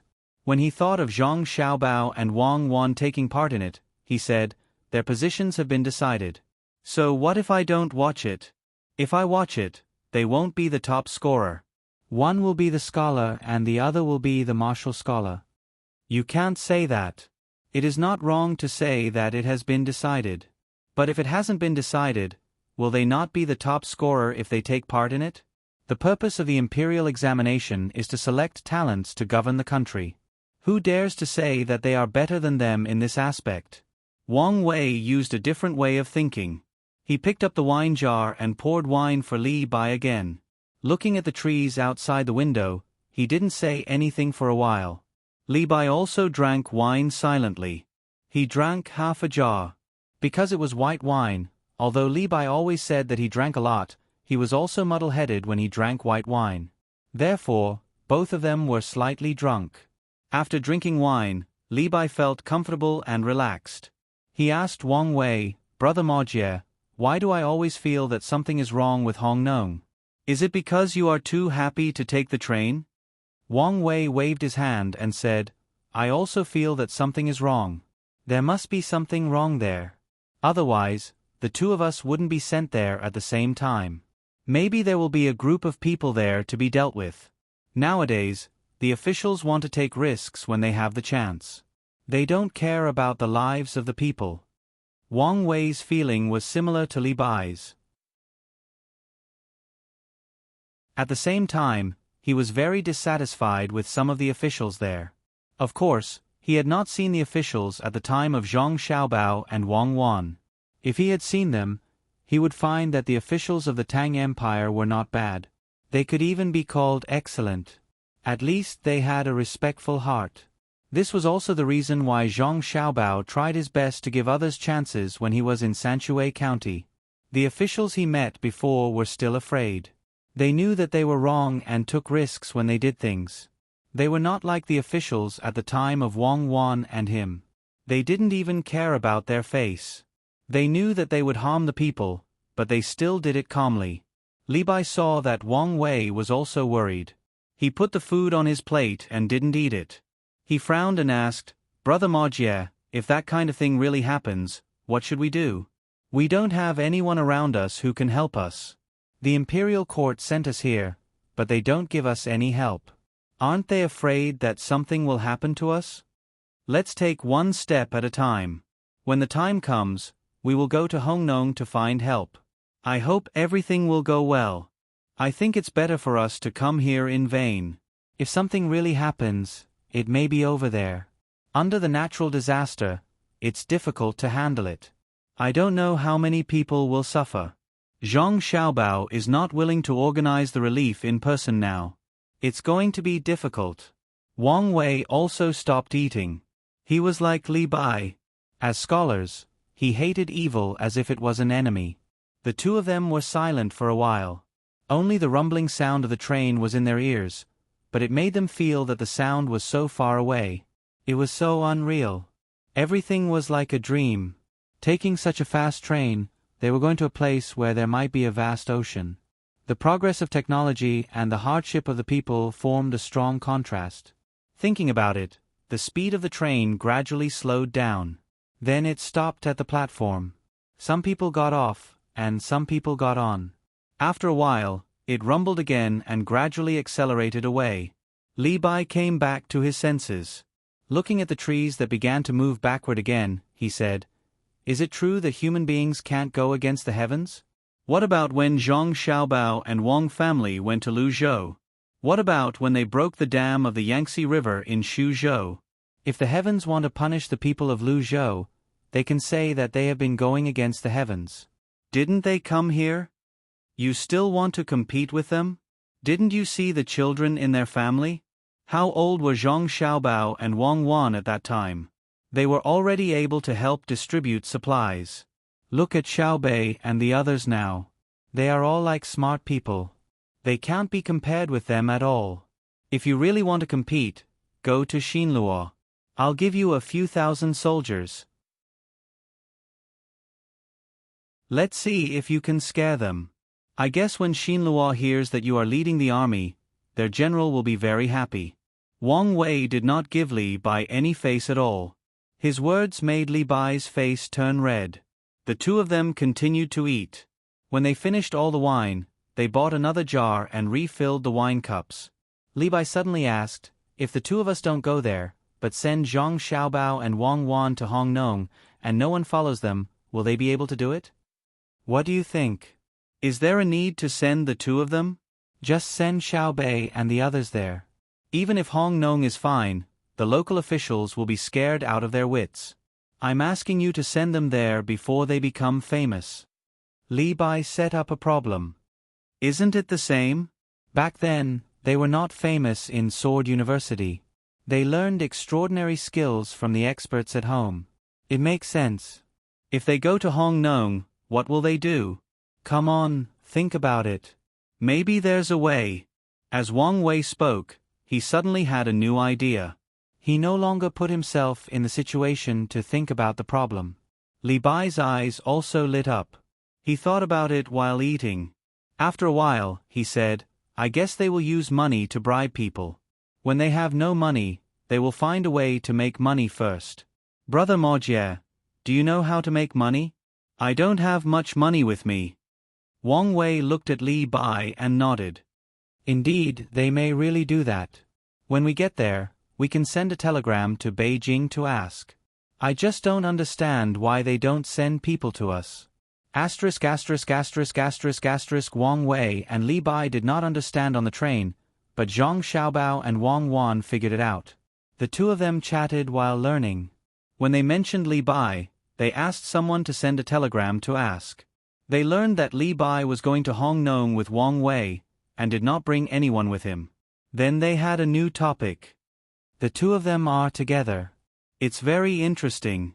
I don't know how many poems they can write along the way. I hope the bumpy train will not have too much impact on them. Zhang Xiaobao held a pen in his hand and said while practicing calligraphy. What bumpy? Bumpy is relative. I don't think they will feel bumpy. Compared to riding a carriage, riding a train is much more comfortable, unless they have also been to our place and experienced the bumpy train.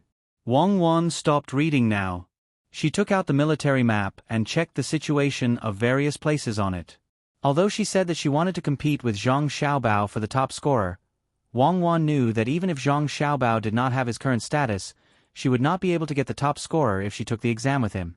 The current national situation was how to develop productivity and improve production technology.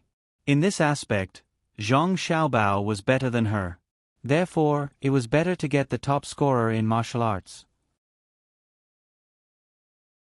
At that time, the two of them would be the top scorer in both civil and martial arts, and their statuses would be different. It would be more convenient for them to do things in the future. Therefore, she opened the military map. The so-called top scorer in martial arts was not based on who could fight. Fighting ability was one aspect. Now that there were guns, there was no need to look at how many people a general could defeat. Instead, it was based on accuracy. More importantly, the general's ability to command. If they were to compete, they would have to win beautifully. After looking at the map for a while, Wang Wan picked up a pen and wrote a few notes in the book beside her. Then, she said, "What I am puzzled about is that since the imperial court sent the two of them, why didn't they send people? If the local officials are working together to do bad things, how are they going to investigate without manpower? To think that you are an official. How are they going to investigate without manpower? Of course, they will use money to bribe them. Li Longji definitely wants to see their abilities." Zhang Xiaobao held his breath and finished writing a word. He continued to write the next word. Wang Wan glared at Zhang Xiaobao in dissatisfaction. What I want to know is Li Longji's goal. If I want to see their abilities, I won't look at them like this. If this is really the case, this is the worst aspect. Then tell me what's going on. I think Li Longji wants to see the attitude of the local officials towards the people sent by the higher-ups. If they don't get any useful information after arriving at Hong Nong, what do you think Li Longji will think? As long as the two of them send a telegram to Li Longji about what happened in Hong Nong, Li Longji will understand that the local officials don't care about the imperial court. Or maybe the local officials really did something bad and are afraid of being investigated. If you don't believe me, just watch. If Li Bai and the two of them really don't get anything and the local defense is watertight, then the officials in Hong Nong will be finished. No one likes things that can't be controlled. Wang Wan analyzed Zhang Xiaobao. Since Zhang Xiaobao said that she was an official, she had to consider the thoughts of an official. Zhang Xiaobao didn't say anything directly and continued to write. When he finished writing and reached for another piece of paper, Zhang Xiaobao suddenly put down his pen and turned to look at Wang Wan. I understand. That damned Li Longji. He's planning to do something to us. What plans do we have for him to make? Don't tell me he's not going to let us take the imperial examinations? That's good. Let's go back to the northeast. It'll be so comfortable there. We can even build snowmen in the winter. Wang Wan didn't guess the reason this time, and she didn't know where Zhang Xiaobao came to this conclusion. Zhang Xiaobao wasn't in the mood to write anymore. He called someone in and asked them to send a telegram to Xiao Bei and the others to ask about their situation. Then he said to Wang Wan, "Of course we won't leave, but Xiaobei and the others are going back and forth. They're in Wanyan County, not far from Hong Nong. Didn't Xiaobei and the others say that they took the train for fun yesterday? They helped the train come up with a good way to make money without forcing others to spend money. Since they can take the train for fun, it's not a big deal to go to Hong Nong while they're at it. Li Longji wants to see if the officials in Hong Nong cooperate. At the same time, he wants to test Li Bai and Wang Wei. I think it won't be long before Li Longji sends us a telegram and tells us that he wants Xiaobei and the others to go to Hong Nong to take a look." "Really? If Xiaobei and the others receive Li Longji's telegram, they'll definitely go over happily. Does Li Longji want to scheme against Xiaobei? It's so infuriating," Wang Wan said angrily, then suddenly laughed.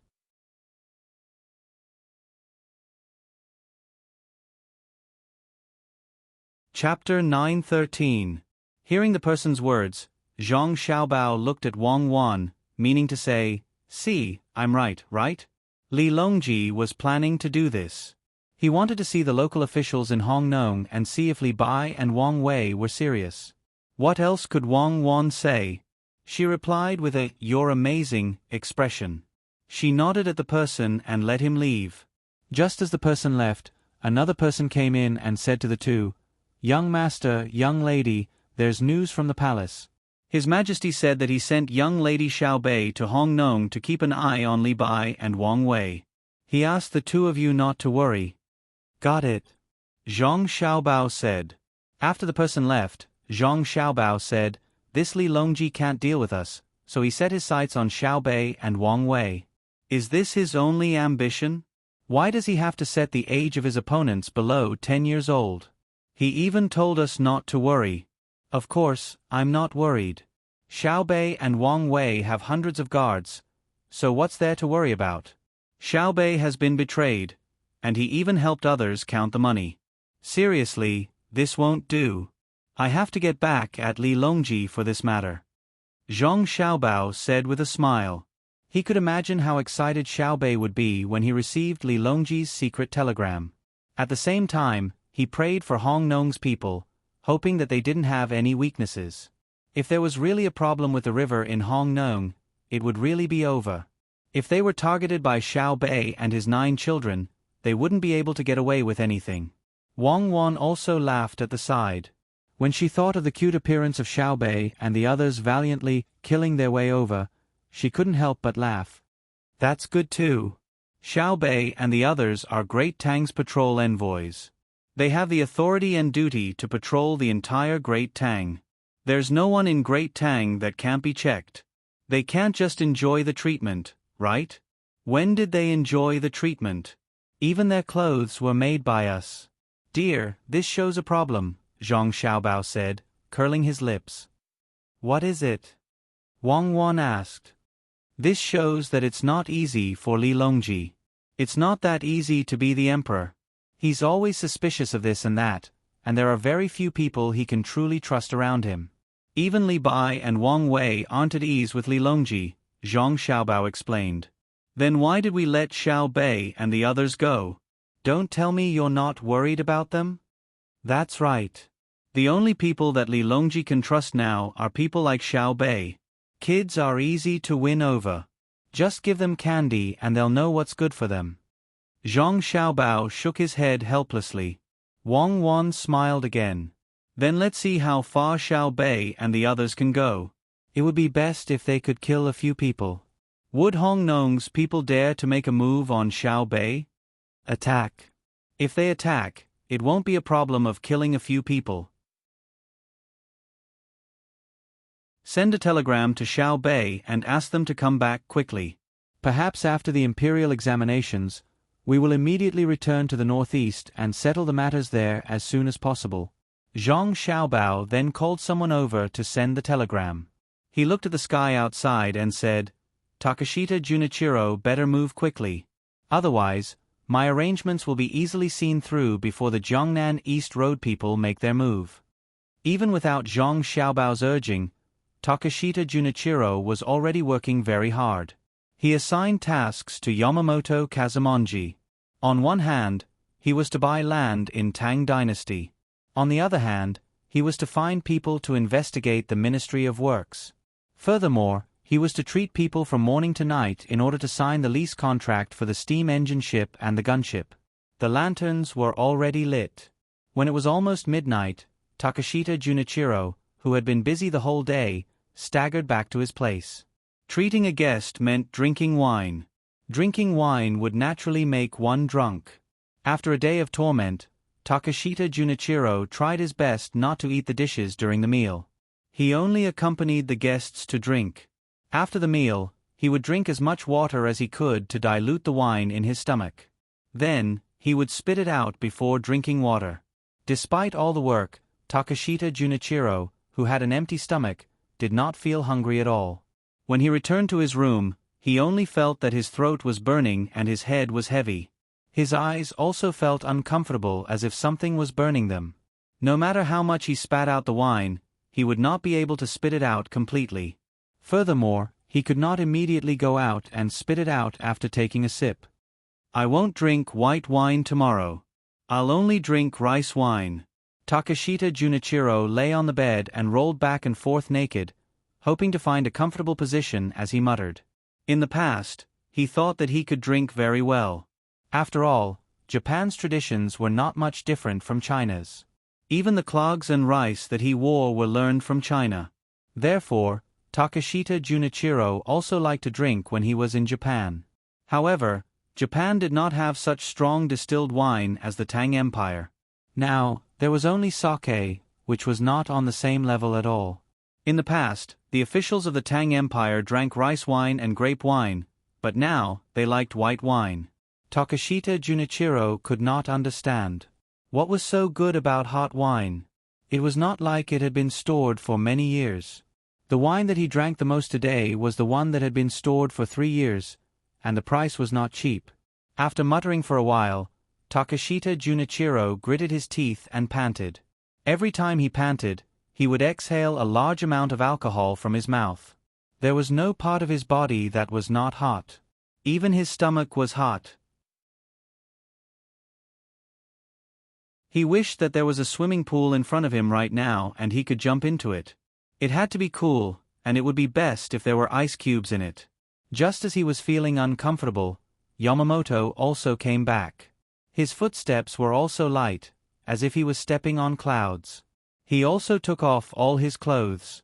First, he ran to the other bed beside Takashita Junichiro and lay down. Feeling uncomfortable, he turned over to the floor and opened his mouth to breathe like Takashita Junichiro. Realizing that there was another person in the room, Takashita Junichiro shook his head and stuck it out of the bed. He looked at Yamamoto and asked, "You're back? Have you eaten?" "Yes, I've been eating all day. I've been eating non-stop." Yamamoto's vision was hazy, and his ears were not very good. He tried his best to understand what Takashita Junichiro was saying and replied, "Then go get some ice back. We'll eat. Ice cream is fine too." Takashita Junichiro was really unwilling to move, so he could only instruct Yamamoto.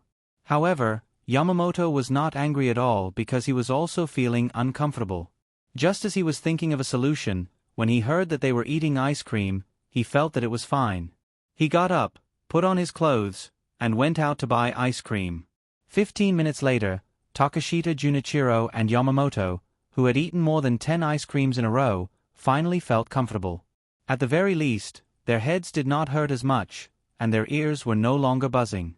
Takashita Junichiro slowed down his eating speed and asked Yamamoto, "What did the people from Silla say? Did they say how much they were willing to pay to rent it? How many boats do they plan to rent? You just drank with them all day. What did they ask you?" Today, Yamamoto had gone out to make contact with the people from Silla. Since Japan also wanted to rent a boat, it was best to figure out Silla's plans first so that he could respond when the time came. In fact, the last question Takashita Junichiro asked was what he was most concerned about. He was afraid that Yamamoto would accidentally be asked something important. That would be troublesome, and his side would have to change their plans. Yamamoto tried his best to squeeze out a smile and said, "Don't worry. I didn't reveal any information to them, but they didn't reveal anything useful to me either. We just drank all day. We drank at the restaurant on the shore, drank while fishing by the river, and then drank again when we boarded a boat in the water. Later, we went to the 100 Fragrance Pavilion and found a few girls. We drank until I came back just now. We didn't eat any staple food. As Yamamoto spoke, he touched his stomach with his hand and realized that he didn't feel hungry, but his stomach was cold. There was a cold liquid surging up his throat with a hint of milk. He had bought cream ice cream. It cost 2 coins each. It was very expensive, but it was also very pure.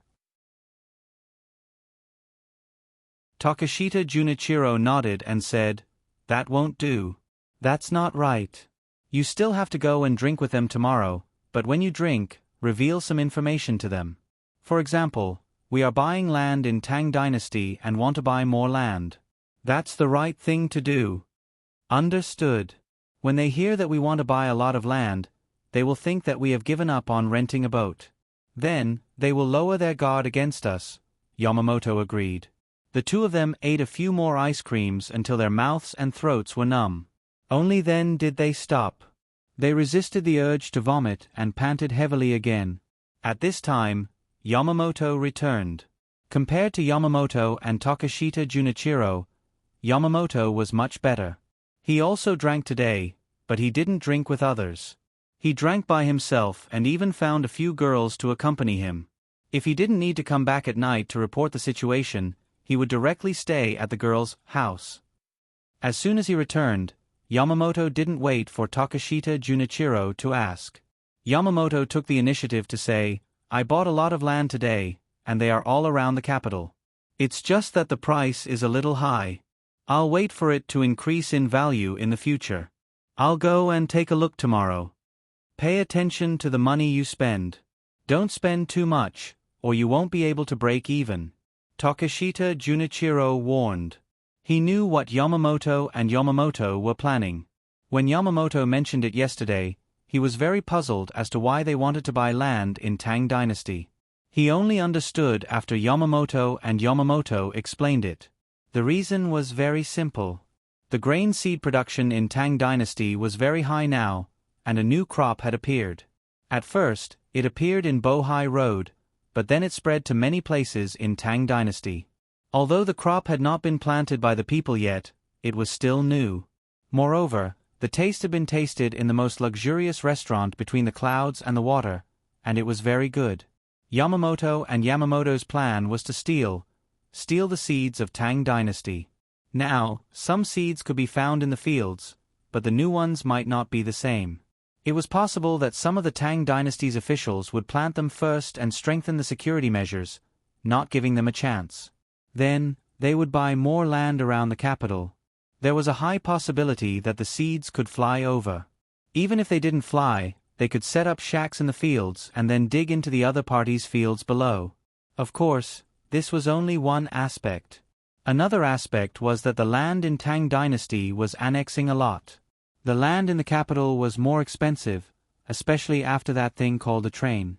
Presumably, Li Longji would not be satisfied with just the train from Chong'an to Luoyang. When the time came, there would be trains connecting many places to Chong'an. Then, the land around the capital that did not have buildings would probably be built.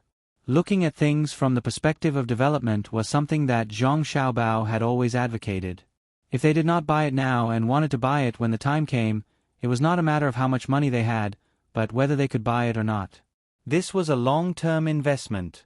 They could not transport large amounts of materials from Japan every time they needed money. The sulfur and silver would eventually run out one day, and when that time came, his country would have nothing left. Sulfur was extremely important, as it was the raw material used to make gunpowder in the Great Tang. If one day, Japan also developed a method to make gunpowder, but there was no use for sulfur, then all those who supported the transportation of sulfur from Japan would be sinners. At the thought of this, Takeshita Junichiro felt a little pained. This was because many of the mines discovered in Tang Dynasty were no longer allowed to be mined.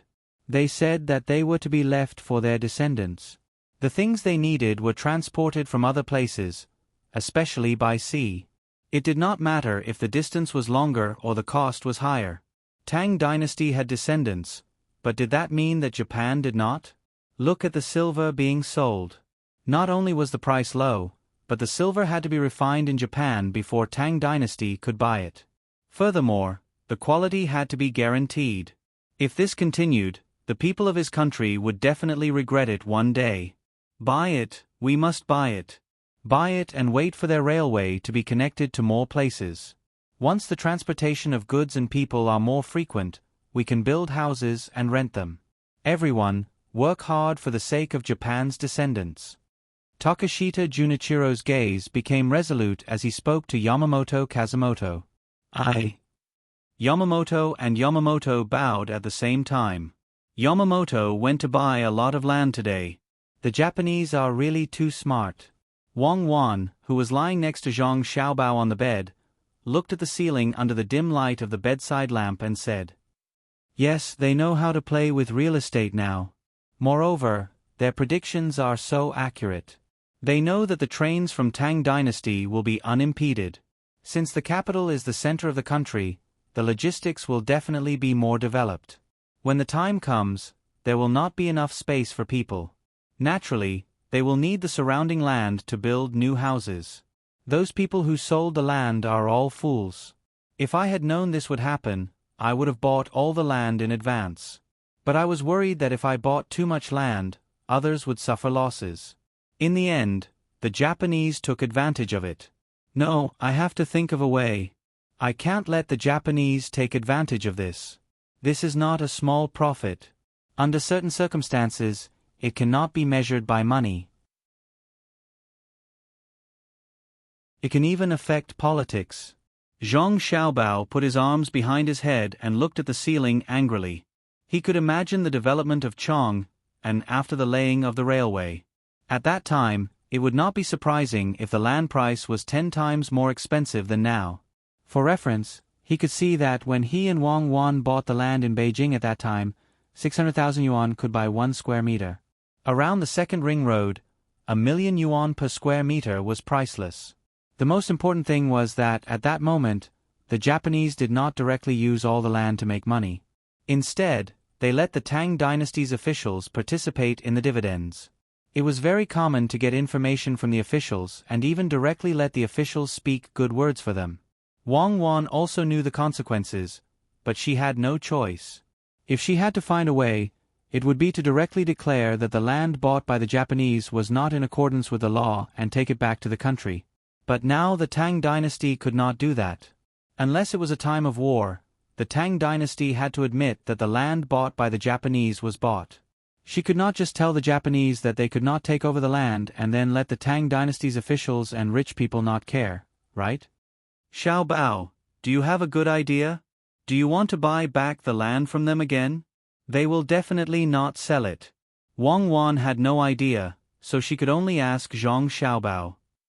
No need to go through so much trouble. I will make their land useless. This matter is not urgent. I will slowly arrange it. I want to not only make them unable to make money from that land, but also make them lose money every year. Now, we have to solve the problem of them continuing to buy land. Tomorrow, release the news that I will first try to plant new seeds in the land around the capital. Don't let us spread the news and let others know. After all, I can't do that. Just treat it as a rumor. First, we will raise the price of the land. If the Japanese sell it, I will let them take advantage of me. If they don't sell it, then just wait and see. Zhang Xiaobao thought of a good idea. After he finished speaking, he laughed twice and took out his arm from behind his head and put it under Wang Wan's head to be her pillow. His other hand hugged her and whispered, "Wife, let me tell you the story of the big bad wolf and the little white rabbit." "No, I am the little sheep." "Well, the big bad wolf ate the little sheep in one bite. I am the Manchurian tiger." The big bad wolf went all out. If he couldn't eat it, then he would eat it. When the sun rose in the morning, a train stopped at the station of Wanyan County. Xiao Bei and the others stood in several rows and got on the train together. They sat in several compartments and listened to the rumbling sound of the train as it set off for Hong Nong. Xiao Hai still had an indifferent look on his face. Xiaozhu was still there painting. Zhang Chong, Zhang Gang, and the others were looking at the scenery outside the window and were very curious. Only Xiaoyuan's task was the most important. Not only did he have to consolidate his knowledge, but he also had to wait for Xiaobei's orders at any time. Who asked his future wife to be so restless? As expected, not long after she sat down, Xiaobei started to feel bored. The scenery outside could not attract her at all. She glanced at Xiaoyuan, who was sitting beside her, and said, "Xiaoyuan, do you think the officials from Hong Nome could make a mistake?" "I don't know," Xiaoyuan answered very quickly. "Guess." Xiaobei nudged Xiaoyuan. "I can't guess." Xiaoyuan was still so straightforward. "Then tell me a story. You have learned a lot. Tell me and I'll nitpick." Xiaobei changed her request. "My story is full of mistakes. I won't let you nitpick. I'll tell you a few sentences. You can nitpick 5 sentences." Xiaoyuan did not compromise. "Then the two of us will play chess." Xiaobei revealed a pitiful look and blinked her big eyes at Xiaoyuan. "Hee hee." Xiaoyuan imitated an adult and laughed twice. Xiaobei pouted and pulled on Xiaoyuan's arm, shaking it. "Just 2 rounds. 2 rounds. I promise. This time, my pawns won't get in the car, and my taxi won't jump to your jiugong, okay?" Xiaoyuan thought for a while and asked, "You really won't get on the train? Will your pawns still walk step by step? If they don't walk 1 step forward, you will beat the gong to retreat? Your cannon is no longer long range and can shoot from 6 stones away?" Xiaobei nodded seriously every time Xiaoyuan said a word. She appeared very sincere. Only then did Xiaoyuan agree. "Okay. If you don't abide by the rules this time, I won't play with you in the future. Remember what you said just now. You're not allowed to use them again. There's really no need. That's too much of a bully." Xiaobei happily called for someone to bring the chess pieces and let Xiaoyuan sit opposite her. She placed the pieces and started playing. In the end, Xiaobei played first. The elephant went from 3 to 5. Xiaoyuan played 2 to 5. Xiaobei's elephant went from 5 to 7. Xiaoyuan's horse went from 2 to 3. Xiaobei's pawn went from 7 to 1. He landed on his elephant. Xiaoyuan was dumbfounded. She looked up at Xiaobei. Didn't you say you won't do that? I didn't touch any of the pieces you said just now. I walked like an elephant and pawn." Xiaobei explained, feeling wronged. "Then why did the pawn get on the elephant?" Xiaoyuan could not understand. "The elephant pawn is so stupid. Quickly play. In a while, my pawn still has to help the elephant cross the river." Xiaobei looked at Xiaoyuan with a look of disdain. Xiaoyuan happily took away her own handsome and said to Xiaobei, "You won. My handsome couldn't think straight and committed suicide."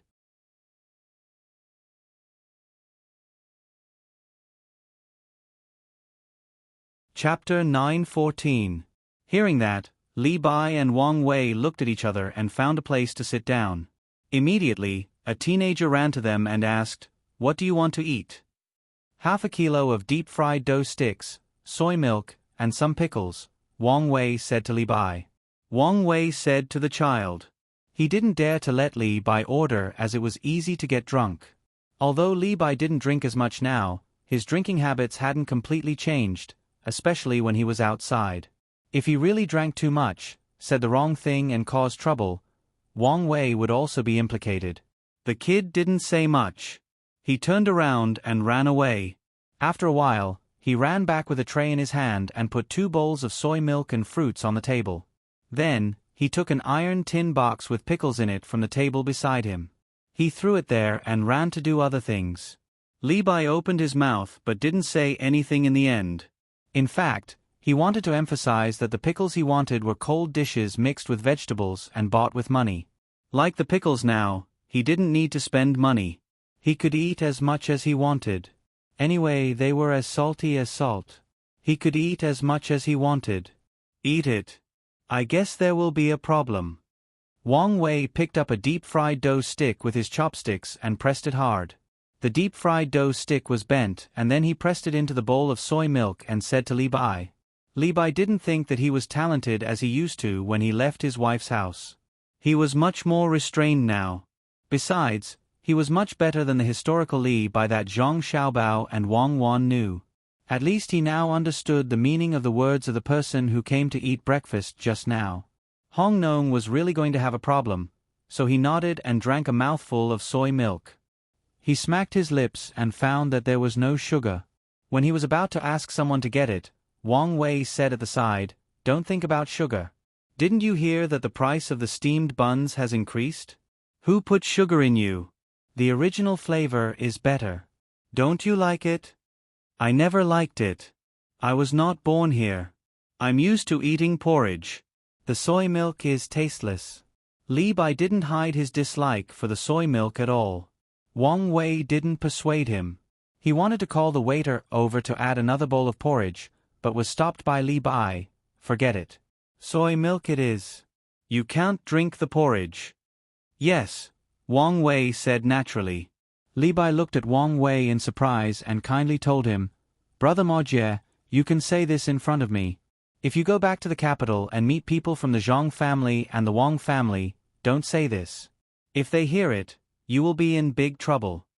Wang Wei was puzzled. He looked at the soy milk in front of him and said, "I'm spending my own money. Why would they care? This is my own money, not theirs. If you met Xiao Bei, would she talk to you about this? Today, you are wasting your own money, but tomorrow, you may be wasting the imperial court's money. Not to mention other things, every month, they will stop giving you food, drinks, and clothes in the capital. If you go to between the clouds and the water again, you won't be able to eat such cheap food." Li Bai stayed with Xiao Bei in Jian, and for a while. He was influenced by Xiao Bei's 9 children and learned not to waste money. He felt that if he had money, he could eat all the noodles that cost 10 strings of coins. If he spent 10 strings of coins to order a table of dishes, he would end up with a pile of leftovers. That would be a waste. Li Bai didn't know where Xiao Bei and the others got this theory from. Anyway, this was what he did when he was with Xiao Bei and the other kids. He had never seen Xiao Bei and the other 9 kids throw away food. When they were in Jilin province, they only bought a little and ate a little. When they went to the restaurant to taste the new dishes, they would pack up the leftovers. If it weren't for the temperament they showed and the clothes they wore, others would think they were kids from poor families. After hearing Li Bai's words, Wang Wei took it seriously. He was most worried about the attitude of the Zhang family and the Wang family. Now, not only did he care about the attitude of the Zhang family and the Wang family, but almost all the officials in the capital were afraid of being targeted by the 2 families.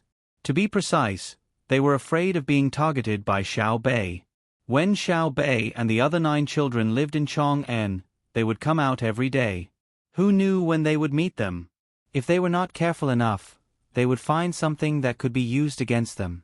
It was not something that could be avoided with a simple smile.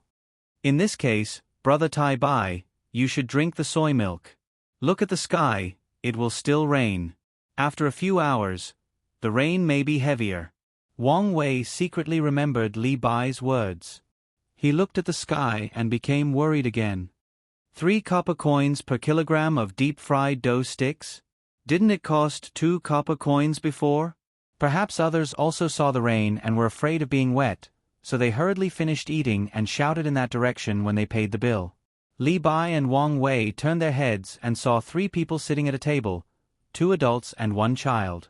The 2 adults were drinking soy milk and eating fruits, while the child was just sitting there with no bowl and chopsticks in front of him.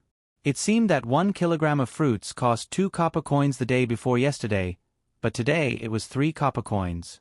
The waiter quickly came over with a smile and said while tidying up, "The noodles have increased, the oil has increased, and so has the rice.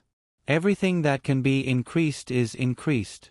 If the deep-fried dough sticks are not increased, we will lose money.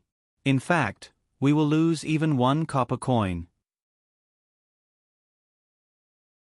"Kitten, wait for me. I will go with you later. I have an umbrella." The waiter's last words were said to the child, who was a little girl. After listening to him, she nodded and watched the two adults leave. It seemed that she also had the same intention. Li Bai suddenly understood. Just now, he thought that the adults were abusing the child. Now he understood. The child would eat at the school, which was much more sumptuous than the restaurant. Wang Wei put down his chopsticks and looked up at the sky again. It's not good. The price has increased. It is only 1 copper coin, but it is 50%. Strange. The food has increased by 50%, which affects the people's livelihood. Who is so bold? Maybe it is a temporary price increase. Li Bai knew what 50% meant. He was in charge of the Ministry of Revenue. Not to mention 50%, even a 10% price fluctuation could cause a great shock. Therefore, he attributed it to a temporary price increase. Wang Wei did not believe in temporary price increase and said, "Do you think that the food supply between Chang'an and Luoyang might be insufficient?" Then, who ate the leopard's guts? Li Bai pondered. It was true. Hong Nong was between Chang'an and Luoyang. How could he casually increase the price of food? Wasn't the county magistrate afraid of losing his head? The two looked at each other and could not think of anything. The only thing they knew was that their task was very important. The waiter over there cleaned up another table. When he came out again, he had an umbrella in his hand and a backpack on his back. He held the little girl's hand and skipped out of the restaurant. It seemed that it was time to go to school. The heavy rain fell without warning, accompanied by flashes of lightning in various shapes in the sky. Streaks of water appeared on the glass of the carriage, like beans hitting a dustpan. There was also the sound of thunder from time to time, which made the rumbling of the moving train much softer. Xiao Bei and the others began to eat breakfast. They did not let the chef of the dining car do the work. There was a special chef in the team who borrowed the space of the dining car and served the dishes one by one. Xiao Bei chose the egg custard cake. He did not allow the braising and only poured in the soy sauce. He smashed the cake with a spoon and pressed the bottom of the spoon to squeeze out the mixture of water and soy sauce. He drank it little by little. When it was almost finished, what was left was something like fish roe. This was the way Zhang Xiaobao ate the cake. She learned it. She only thought it was fun and did not understand why her brother ate it this way.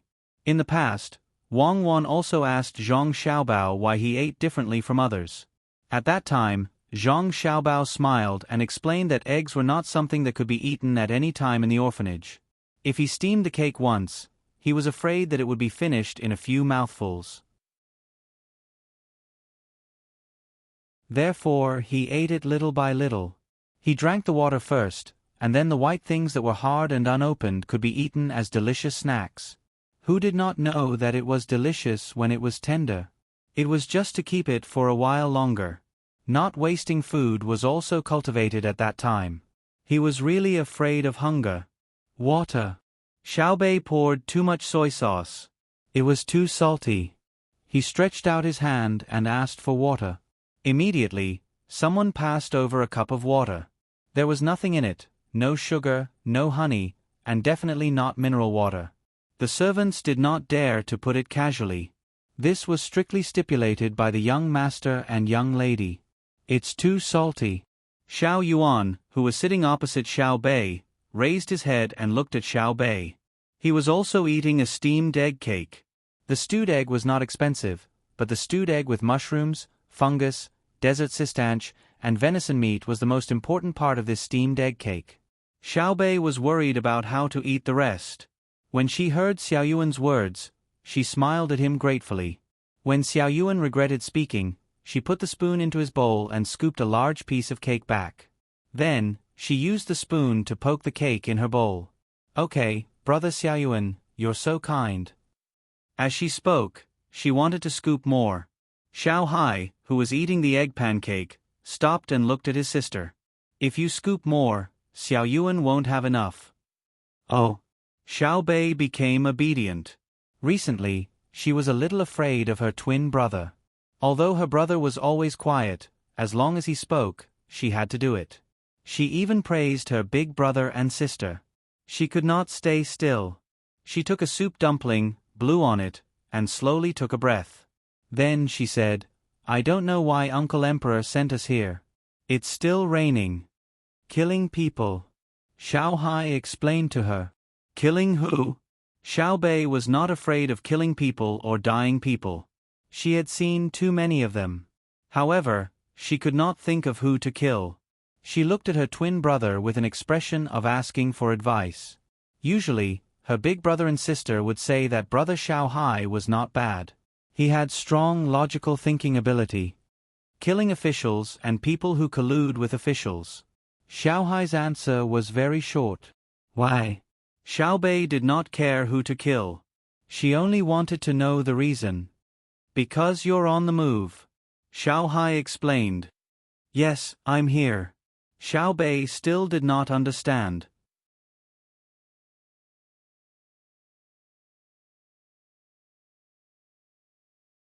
Chapter 9:15. Li Bai and Wang Wei, who had no idea that they were being followed by a group of terrifying, armed men, finished their breakfast leisurely. They stayed under the shelter and looked at the air bubbles on the ground due to the heavy raindrops, feeling the dampness and coolness brought by the wind and mist. They remained silent for a long time. I guess it's true. It's been raining continuously for half a month. Natural disasters are hard to resist. 9 feet of thunder in the sky, sweeping across thousands of miles. East Sea Dragon King water, alas. Li Bai recited a few lines and suddenly lost interest in composing a poem. He sighed with a worried expression. Wang Wei smacked his lips and also felt bored. Suddenly, he thought of an important matter and said, half of the houses in the city should be gone. Why is there no water? As he spoke, his eyes followed the rainwater that fell to the ground and converged into a river. He showed a gratified expression and said, it turns out that drainage ditches have been dug. Look over there are wooden stakes nailed. They are afraid that people will accidentally fall in and be washed away. Li Bai followed his gaze and found that it was indeed the case. The converging small rivers flowed into the man-made drainage ditches and surged out into the distance. In this case, the local officials are a group of capable officials. Why did the imperial court send us here? For a moment, Li Bai felt that the imperial court was a bit stupid. Just as Wang Wei was about to nod his head in agreement, many silhouettes suddenly appeared in the rain. They were both young and old. Some of them were wearing raincoats, while others were letting the rain fall on them.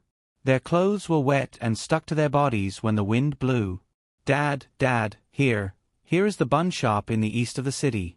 Dad, let's go. Mom, there are buns to eat. A 7 or 8-year-old boy shouted excitedly in the rain. He pointed at the sign of the breakfast shop with his little hand and pulled the clothes of a woman with his other hand. Seeing the people who suddenly appeared, Wang Wei was stunned. From their clothes, it could be seen that the living conditions of this group of people should be good. They were wearing fine cotton clothes and shoes with layers of soles. Although there was a trace of the vicissitudes of life on their faces, it only showed that they were hard-working. It was normal for children to know how to read and write. They were taught in school.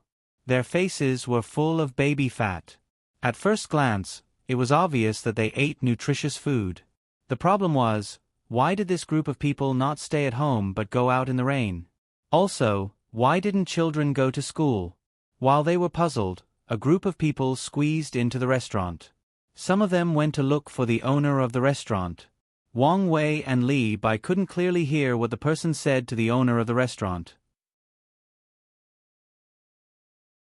After a while, the newcomers found a place to sit down despite the humidity. Another woman served them food. Everyone was given a large bowl of millet porridge, but there were no deep-fried dough sticks, steamed buns, or biscuits. Only the child had a peeled boiled egg in front of him, and there was rice in the porridge. Without waiting for Li Bai and Wang Wei to ask out of curiosity, the woman opened her mouth first and said to the person who came later, "The county only gives us 20 copper coins a day to help with the disaster relief, and we can only give the money after the heavy rain and before winter. Furthermore, we are all on credit, so we really don't have anything else to give. Madam, give the child some deep-fried dough sticks." The owner came out with a fried dough stick in his hand and placed it in front of the child. The child obediently stood up and bowed. "Thank you, uncle." The owner was very happy and hurried into the restaurant. When he came out, he had a big goose egg in his hand, which was obviously salty. He also placed it in front of the child. The child thanked the owner again and quickly peeled the goose egg. He used his chopsticks to dig out the oily yellow part and put it in his mother's bowl. Then, he tore more than half of the deep-fried dough sticks and put them in his father's bowl. He put the egg in front of the old man and prevented others from returning the food. He said, "I can read at home, so listen to me." As for the other adults, they didn't seem to be from the same family, so he didn't care. Li Bai and Wang Wei saw this and looked at each other for a moment. Then, Li Bai said, "Add 2 steamed buns for each of you. Put it on us." Seeing that someone was willing to pay, the owner of the restaurant naturally wouldn't stop them. He took out the steamed buns and gave them to them one by one. Everyone quickly stood up and thanked Li Bai and Wang Wei. Li Bai and Wang Wei were not in a hurry to leave. They sat down and asked the owner to serve them some cold meat dishes with wine. They also used this as an excuse to drink 2 bowls of wine. They ate and drank while listening to others talk. As they listened, their expressions became serious. Li Bai, who had previously praised the county officials as capable officials, also stopped praising them. It turned out that apart from the county seat, all other places in Hongnong County had been washed away. In order to prevent the county seat from being washed away, the Honglu River had long been dug out. This was nothing to Wang Wei and Li Bai. It was very normal. In Zhang Xiaobao's book on how to resist disasters, it mentioned that if things didn't work out, the first thing to do was to rush to the villages to protect the cities. It wasn't that the villages weren't important. This rush referred to settling down the people in the villages. They only rushed for the land and houses in the villages, not the people. This was because if the cities were washed away, it would cost a lot of money to rebuild them. It was several times, or even dozens or hundreds of times more than the villages. The problem didn't lie in this. It was about the property when the people were talking. As a place between Chong'an and Luoyang, the scale of the breeding industry in Hongnong was very large. It was close to the river. There were ponds for ducks and geese, groups of pigs, cows, and sheep, and countless chickens. Needless to say, the fish and shrimps couldn't be sold. Taking advantage of the convenience of the Yellow River, the salt transported from Jili province was mixed with the fish and shrimps and put into jars to make marinated sauce. From the clothes these people were wearing and the education of their children, it could be seen that the lives of the people in Hongnong were not bad. Since they were not bad, what about money? What about things? Could it be that when they were avoiding the flood, they didn't bring other animals and money with them? Li Bai and Wang Wei, who were surprised, continued to listen. After listening for about half an hour, they understood. Apart from the county seat, the people in the other places in Hongnong were all brought to the county seat by the county officials. Before the Honglu River and its tributaries reached the point where they were about to burst, they were dug out in advance. Because the materials used in the construction were all solid stones and cement, it was quite difficult to dig them out. The river was opened, and with the continuous heavy rain, the county officials made a lot of guarantees, so the people followed. As for the various kinds of things, household appliances, and money, they were all made into booklets and said that they would be given them after the disaster. For those who didn't agree, they were either forced to carry out the order or left in the place where they were, regardless of the flood. Therefore, after several inspections and body searches, these people had no money on them. They could only wait for the county seat's yeoman to help them. Although the county seat didn't give them food, Chong Ping Song didn't open the gate no matter what. He only distributed the people who were brought to the various restaurants and shops to eat. He didn't give the restaurants and shops cash, and he owed them money on credit. When these several things were put together, it gave people a very awkward feeling. Wang Wei was from the Ministry of Works, but he had worked in the local area before. He was in charge of the warehouse, and it was not far from here. He had also been taught by Su Si. Seeing that something was wrong, he asked Li Bai, "Brother Tai Bai, what do you want to say?" Li Bai was from the Ministry of Revenue. Even if he didn't want to take the initiative to learn, he had to do the forms and listen to the reports. Under the influence of others, he had a little understanding of money, After hearing Wang Wei's question, he felt a little dry in his mouth. He drank a big mouthful of wine and took a deep breath. He said, "This means that someone is in urgent need of money and dared to go to the natural disaster. He or she took advantage of it. He or she is smart, but he didn't use it in the right place. He or she has evil intentions, so we were sent here.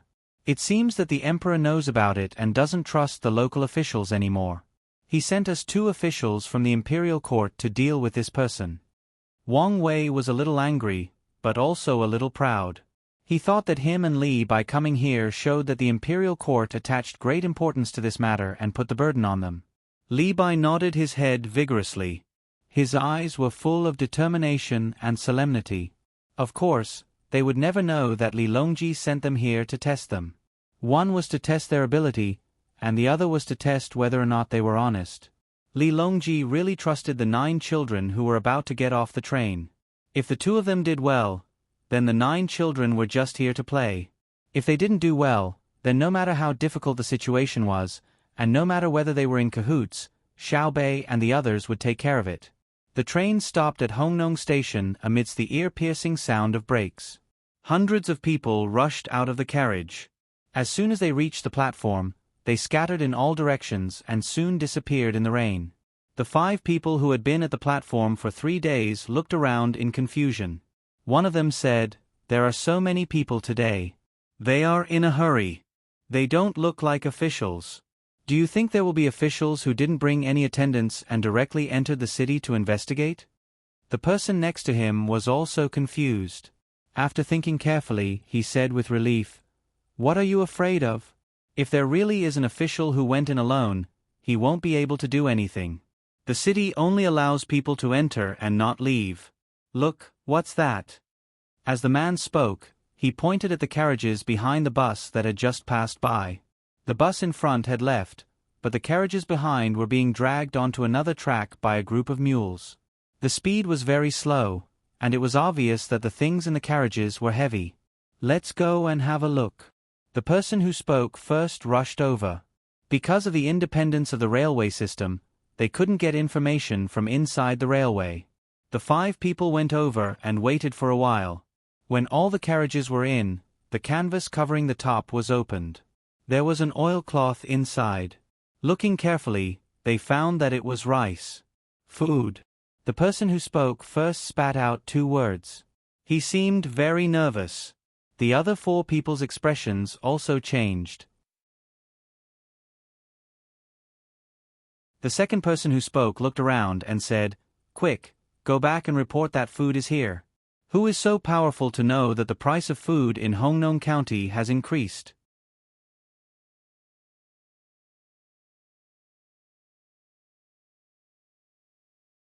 Chapter 916. Someone is spying on us. Xiao Bei, who had just settled down, came over and reported to her. "Oh." Xiao Bei didn't like the heavy rain, so she nodded. "It means that they are hiding something." The person who reported concluded. Xiao Bei suddenly understood. Yes, they wouldn't send people to spy on us if they weren't hiding something. No wonder Uncle Emperor asked me to come and catch the ghost. Then, Miss Xiao Bei, the next step? The person asked again. Next, you guys think about what to do next. Tell me when you've made up your mind. The unfamiliar environment made the smart Xiao Bei feel very embarrassed. She couldn't think of a plan, so she could only play to her advantage as a leader and let her subordinates think of a solution. Of course, when the matter was settled, she would give credit to her subordinates. She would share all the credit and not take it for herself. The Zhang family and the Wang family disdained to steal the credit of their subordinates. As leaders, if their subordinates did a good job, it would be a reward for their leadership. Those who could follow Xiao Bei and her 9 children were naturally not easy to deal with. As soon as Xiao Bei finished speaking, the person who came said, "Miss Xiao Bei, there are 4 aspects. First, catch the 5 people on the platform and torture them to find out the truth. This plan will easily alert the enemy, which is disadvantageous for spying on Li Bai and Wang Wei. Second, go directly to the Yamen of Hongnong County and question the local officials. Let the local officials explain themselves. No matter how they try to cover it, there will always be loopholes. Third, disguise as the people of Hongnong County and understand the general situation. Then, follow Li Bai and Wang Wei, observe them and ask about the situation of the people. Fourth, enter the disaster area of the county and see the extent of the disaster with your own eyes. Ask the people who haven't left their homes what happened recently. Xiao Bei blinked and thought. Just as she was about to make a decision, she stopped and said, "Wait a minute, find them and ask them." The 9 children quickly gathered together. Xiao Bei spoke and repeated the 4 plans. After that he said, "Now, let's vote by a show of hands. Which of the 4 plans of the think tank shall we choose? The first one, please raise your hand. All right, 3, the second one, please raise your hand. The 4th one has passed with 9 votes. I hereby announce that the 4th plan is to be carried out." After a democratic vote, the 9 children quietly left the platform and went to the countryside of Hongnong County. The 5 people who were keeping watch on the platform didn't know that they had been discovered. They were worried about the several carts of food that had been delivered. You can either destroy the railway and prevent the county magistrate from earning any more money if more grain is transported here. Or you can forbid them to unload the goods. One of the 5 gave an idea in a hurry. The other 4 listened to him and looked at him like he was an idiot. This was a train, not a carriage. There were no restrictions on the local authority, not to mention destroying the railway. The people who went back and forth to check could kill you at any time. "Let's go and tell the county magistrate that we're in trouble." The other person ignored the heavy rain and hurried in the direction of the county yamen. Xiao Bei and the others didn't know how much trouble the 4 carts of grain would bring to others, but they didn't know the situation in the county. They brought the 4 carts of grain here because their elder brother was worried that it would be inconvenient to transport the grain when there was a disaster. Otherwise, it wouldn't be just 4 carts of grain, it would be more than 400 carts of grain. It was still raining. Li Bai and Wang Wei were also worried. The situation in the county was not optimistic. The 2 of them found the problem. Someone had embezzled the money and supplies in the disaster-stricken area and then raised the price of daily necessities in the county. As long as one was not a fool, one could guess what the embezzled goods were for. It was nothing more than taking advantage of the rising price to put little by little in the county to exploit the original operators of the ready-made goods. How dare they? Aren't they afraid of being investigated? Li Bai was so angry that he slammed the table and shouted. Wang Wei quickly covered Li Bai's mouth and smiled apologetically at the people around him. He said to Li Bai, "Keep your voice down. What are you shouting for? What's the use of shouting? Investigate? Who's going to investigate? How are we going to investigate? I'll investigate. Start from the beginning." Li Bai was so angry that his eyes were about to pop out. He had stayed in Jian and County with Xiao Bei and the 9 children, stayed in the capital, and stayed in Luzhou. All he saw was a scene of justice. This was especially so for Xiao Bei's 9 children. Their abilities were not particularly outstanding, but they were very serious. They also followed the people to work in the fields. It was because they were filled with a strong desire to run Jian and County well that the people risked their lives to do things. Xiao Bei could be said to be adorably stupid as a county magistrate, but she was willing to work hard and learn. She was willing to do things honestly. The most important thing was that her elder brother and sister were not afraid that their younger brother and sister would harm the local people. Even if the county with a population of hundreds of people didn't harvest anything, as the elder brother and sister, they could directly subsidize it. Li Bai felt the positive spirit of the county, so his heart was also full of a sense of justice. He believed that although the world was big, evil could not prevail over good. Wang Wei came to the capital from the local area. Back then, he met Su Si and was shocked by the care of the foreign affairs staff of the Zhang family and the Wang family. Through chatting, he also learned how to be an official. Therefore, he had a deep understanding of things in the local area. There were a lot of sayings there. Hearing Li Bai's awe-inspiring words, he sighed and said, "You can't find out. If I were the local official here, I would let you investigate as much as you want. I would help to take care of the property and money of the people outside the city. Unfortunately, the flood came fiercely and all of it was washed away. Do you know if it was really washed away? Where was it washed away to? I also helped the people outside to enter the county. Even if I didn't contribute, I still worked hard. As for the price of daily necessities in the county, I also didn't want to. But the road is difficult to pass, and the goods from outside can't enter. What should I do? If you don't believe me, you can go and see. I emptied my family's warehouse just to help the people. Why didn't Chong Ping Tsong open? It's not that I didn't want to open it, but Chong Ping Tsong was also washed away. I admit that I didn't repair it well, but I can't spend a lot of money to repair Chong Ping Tsong before the rain came, right? If it weren't for this unpredictable rain, how would I explain the money I spent? Wang Wei said in the tone of a local official. His excuses made Li Bai, who had never been an official in the local area, dumbfounded. After a while, he said, "They can't be so shameless, right?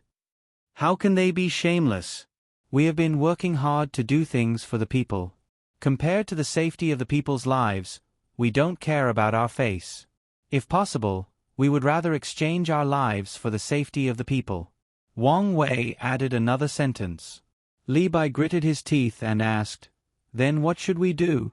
Don't we care?"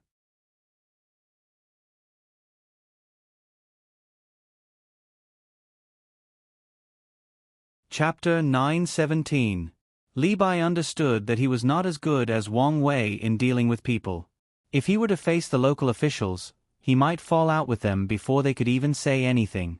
So he nodded to Wang Wei and said, "Be careful, Mao Jie.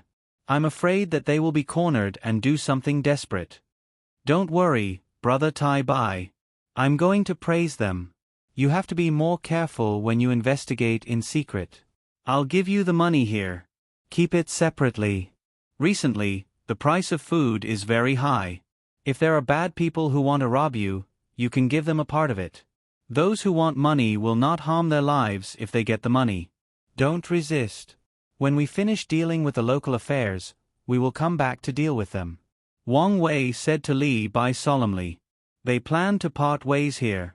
Wang Wei just walked 2 steps and turned back to Li Bai and said, "Brother Tai Bai, take this.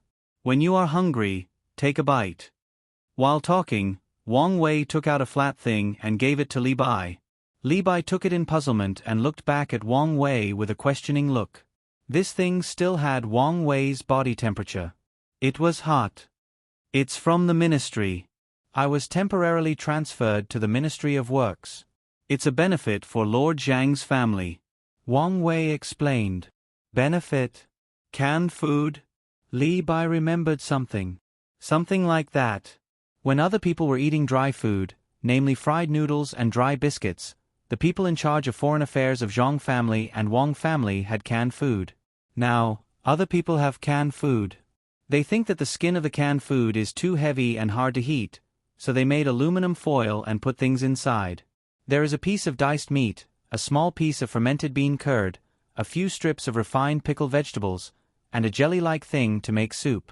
When you are hungry, find a clean water source, tear it open, and pour water into it. It will heat up by itself. Then you can put the thing to make soup into the water. After a while, you can eat it. I like diced meat, so I chose this one. There is also braised pork ribs. When we go back, I will make a few more for you to try." Wang Wei's gaze landed on the aluminum foil packaging as he explained seriously.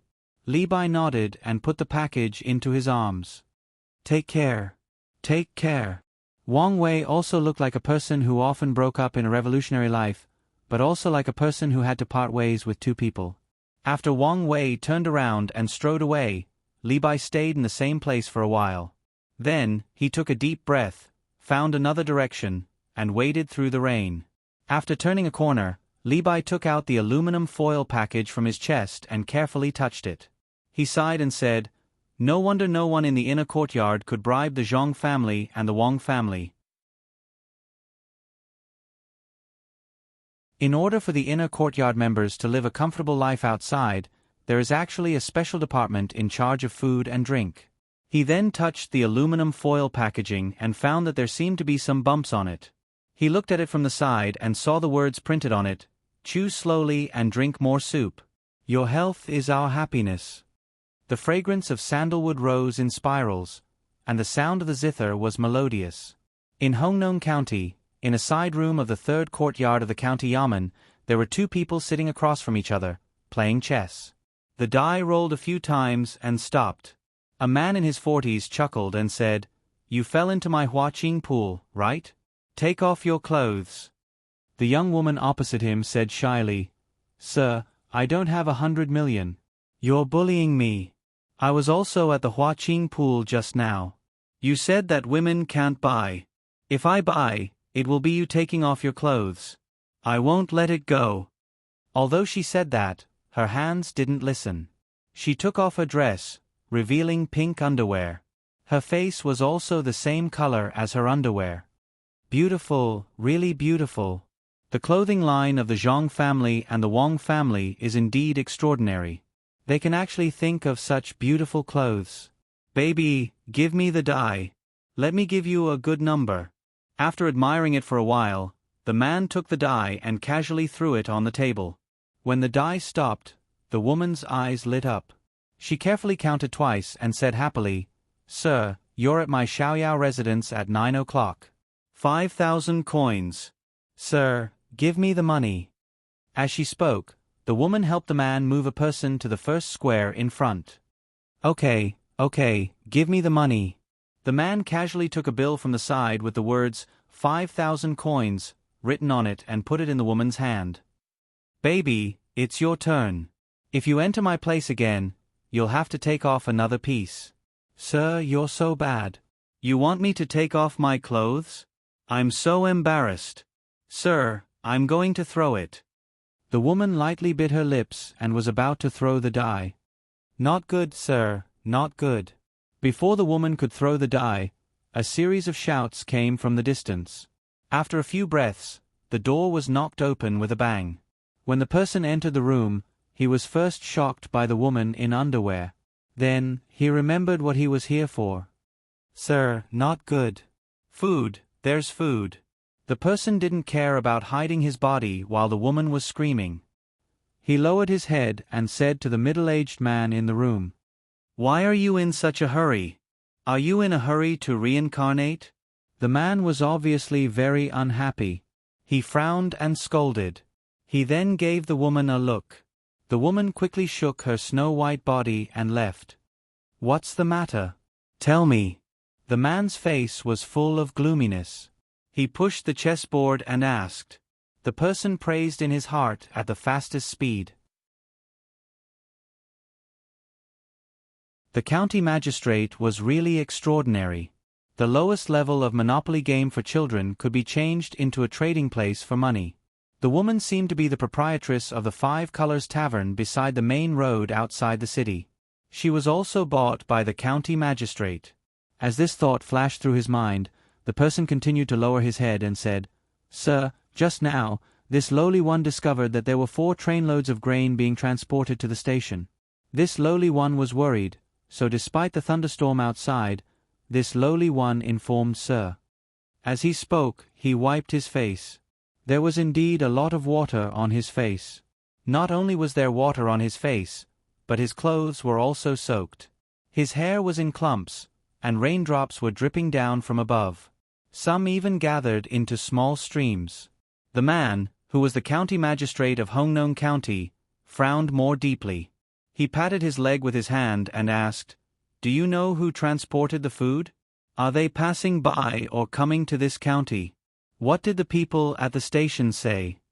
I don't know. Sir, the station is self-contained and is not subject to local regulations. I went to ask, and they asked me if I wanted to break the rules or destroy the railway. Otherwise, they would want to destroy the railway. How would I dare to respond? If I were to reply with more anger, he would be able to shoot me directly. The person wiped his face again and raised his head to reply. The county magistrate pondered for a moment and asked, "Are there many people following that train?" "Yes, there are hundreds of people, but they are not in a group. There are adults, old people, and children. There is even a pregnant woman who fell down. Oh. It's okay. There are only 4 trainloads, not many. Let's see if there are other trainloads behind to continue transporting food. The county magistrate did not find anything wrong. How many kilograms of food were 4 trainloads? A trainload of 20 tons of food, 80 tons of food, 125,000 kilograms. The population of this county has now reached 30,000 people. How many days can a person live with more than 4 kilograms of food? Could it be that speculators know that the price of food in this county has increased and want to sell it?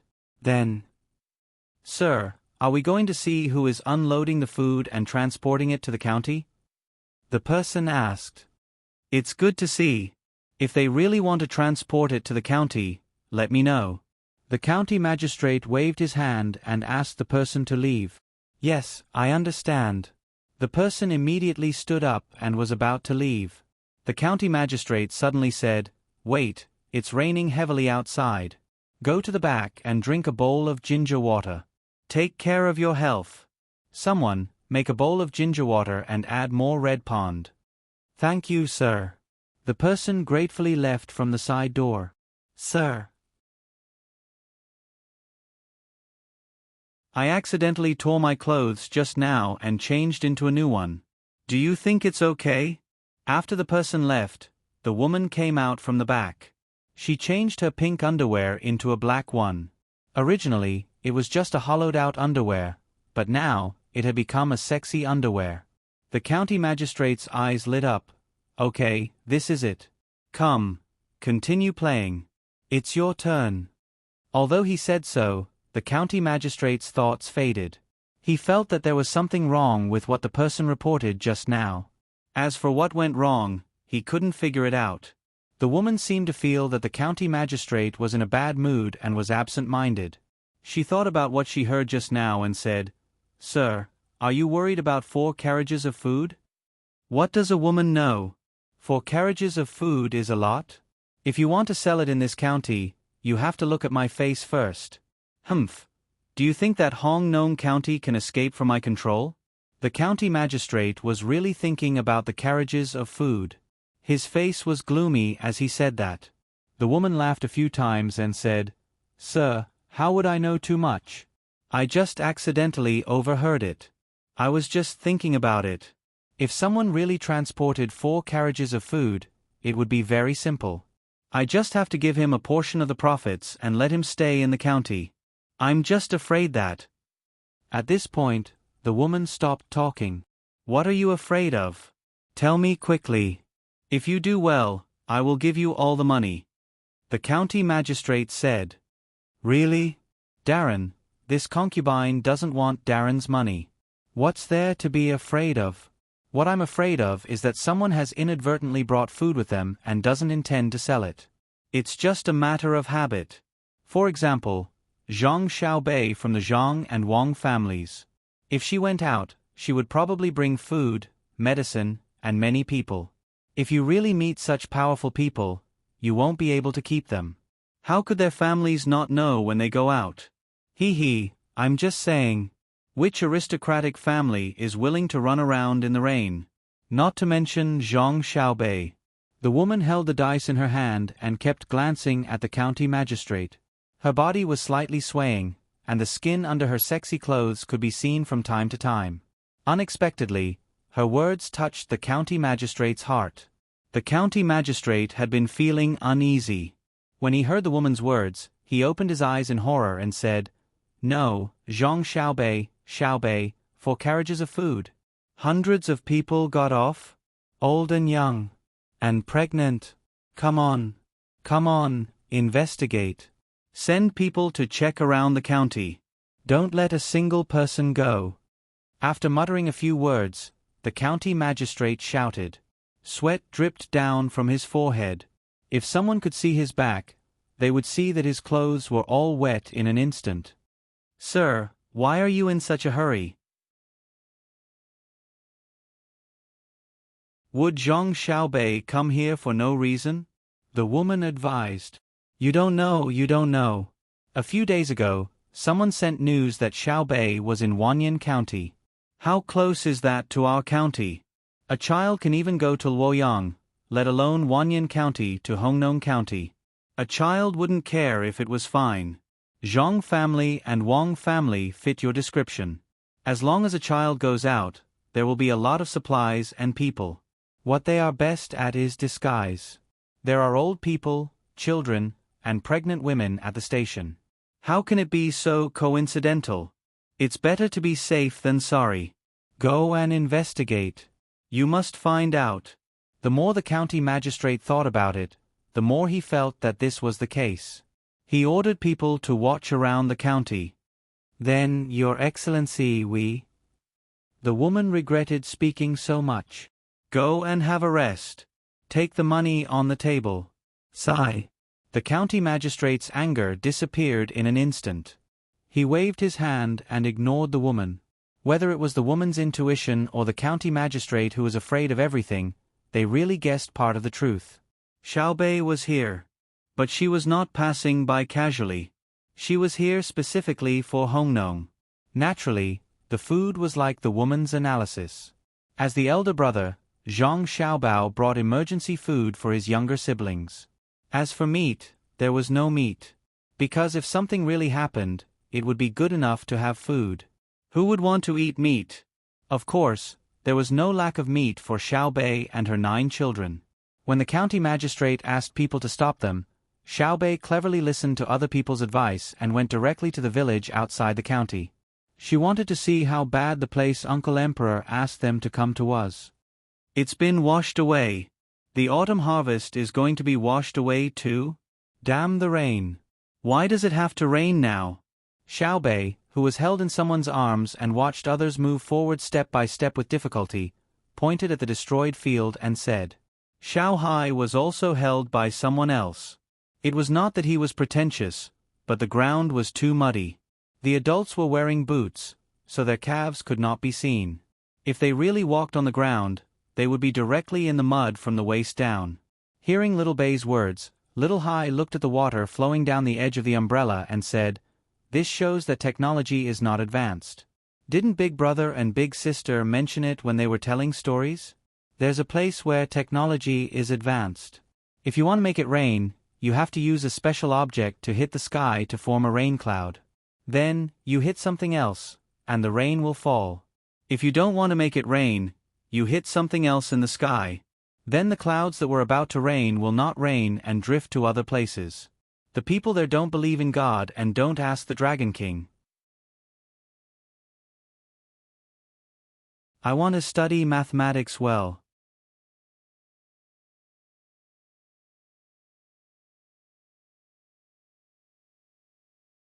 Chapter 9:18.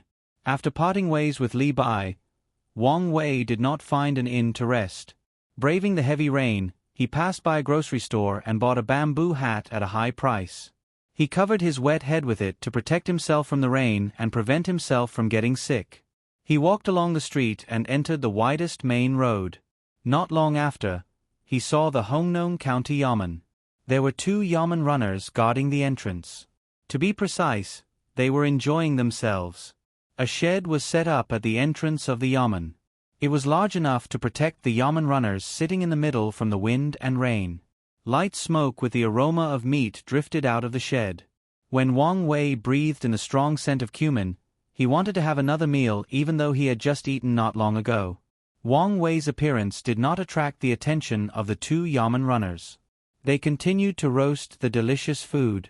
The egg-sized pieces of beef were skewered and turned back and forth on the charcoal fire. The oil dripped down and made a sizzling sound. A little salt was sprinkled to make the oil evaporate faster. When the cold wind blew, it had a different taste.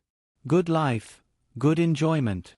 Standing at the entrance of the Yamen, Wang Wei praised softly. He continued, Who said that torrential rain is difficult? The light smoke drifted.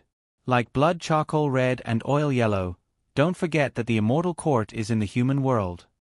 Good poem. Come, make another one. I'll give you a skewer. A Yamen runner heard the voice and raised his head. He waved the unroasted skewer in his hand and praised. Thank you.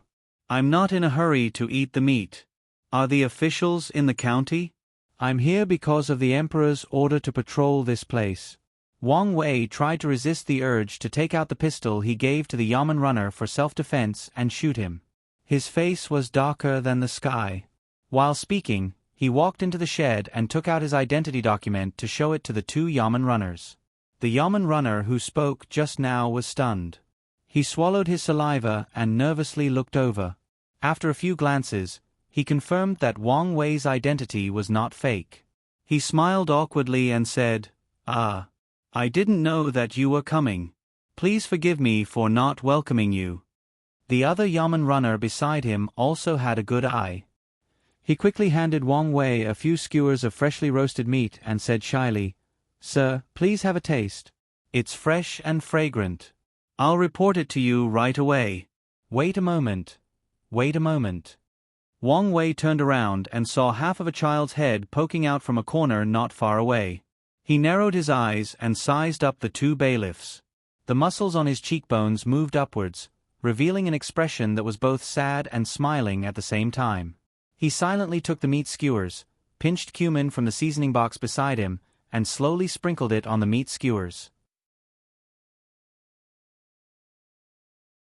He took a bite first, then turned around and waved at the child hiding in the corner, raising the meat skewers. Unable to resist the temptation of the meat skewers, the child stepped out in a flash. His two little feet stepped on the water alternately, creating a trail of waves as he dashed over. He first turned his head to look at the bailiff left behind. Seeing that the bailiff didn't make a sound, nor did he stare at him, he raised his little face and asked, "For me? Let's eat together, okay?" Wang Wei handed over two skewers. "Okay." The child took it happily and opened his mouth to take a bite. Suddenly he spat, "Bah! Who roasted it? The inside isn't cooked, and the outside is burnt. Let me do it." The child didn't allow Wang Wei to explain.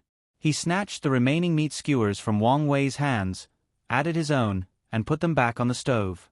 Then, like a magic trick, he took out a small pair of scissors and quickly cut off the burnt meat.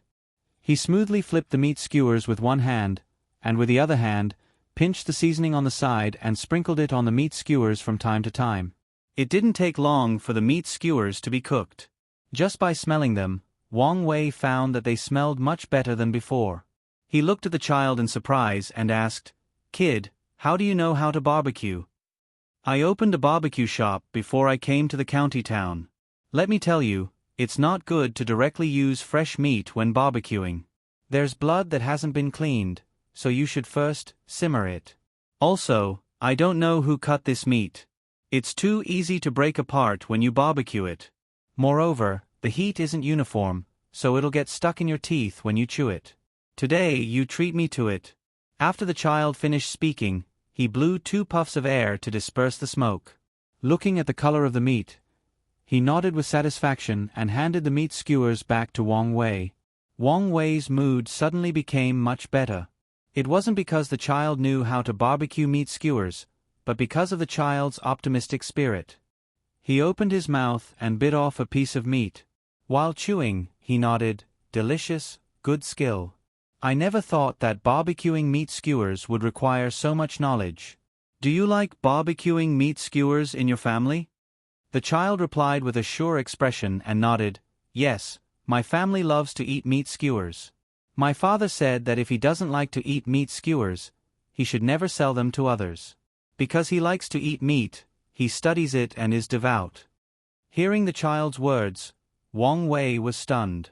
He just felt that the child was pitiful, so he invited him to eat meat skewers once. He didn't expect to hear such words. No wonder the child didn't show that he cared too much. It turned out that he was rich. There was no doubt about this. If the child knew that he would never sell the meat skewers he didn't like to eat to others, how could the child's business be bad? Thinking of this, Wang Wei asked the child, "How is the family now?" "Not good." The child shook his head and said, "A lot of money is gone.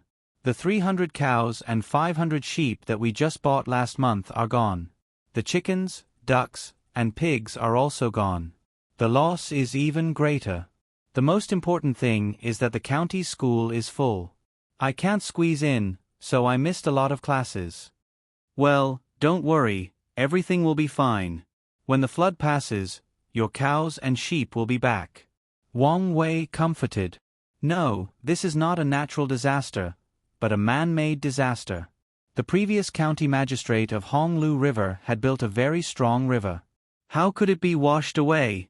In fact, we know that County Magistrate Yen was short of money, so he dug up the river and took away our money and livestock. I heard that. Little brat, shut up. If you talk nonsense again, I will kill you. Before the child could finish his words, the bailiff who stayed behind roared loudly with his eyes wide open.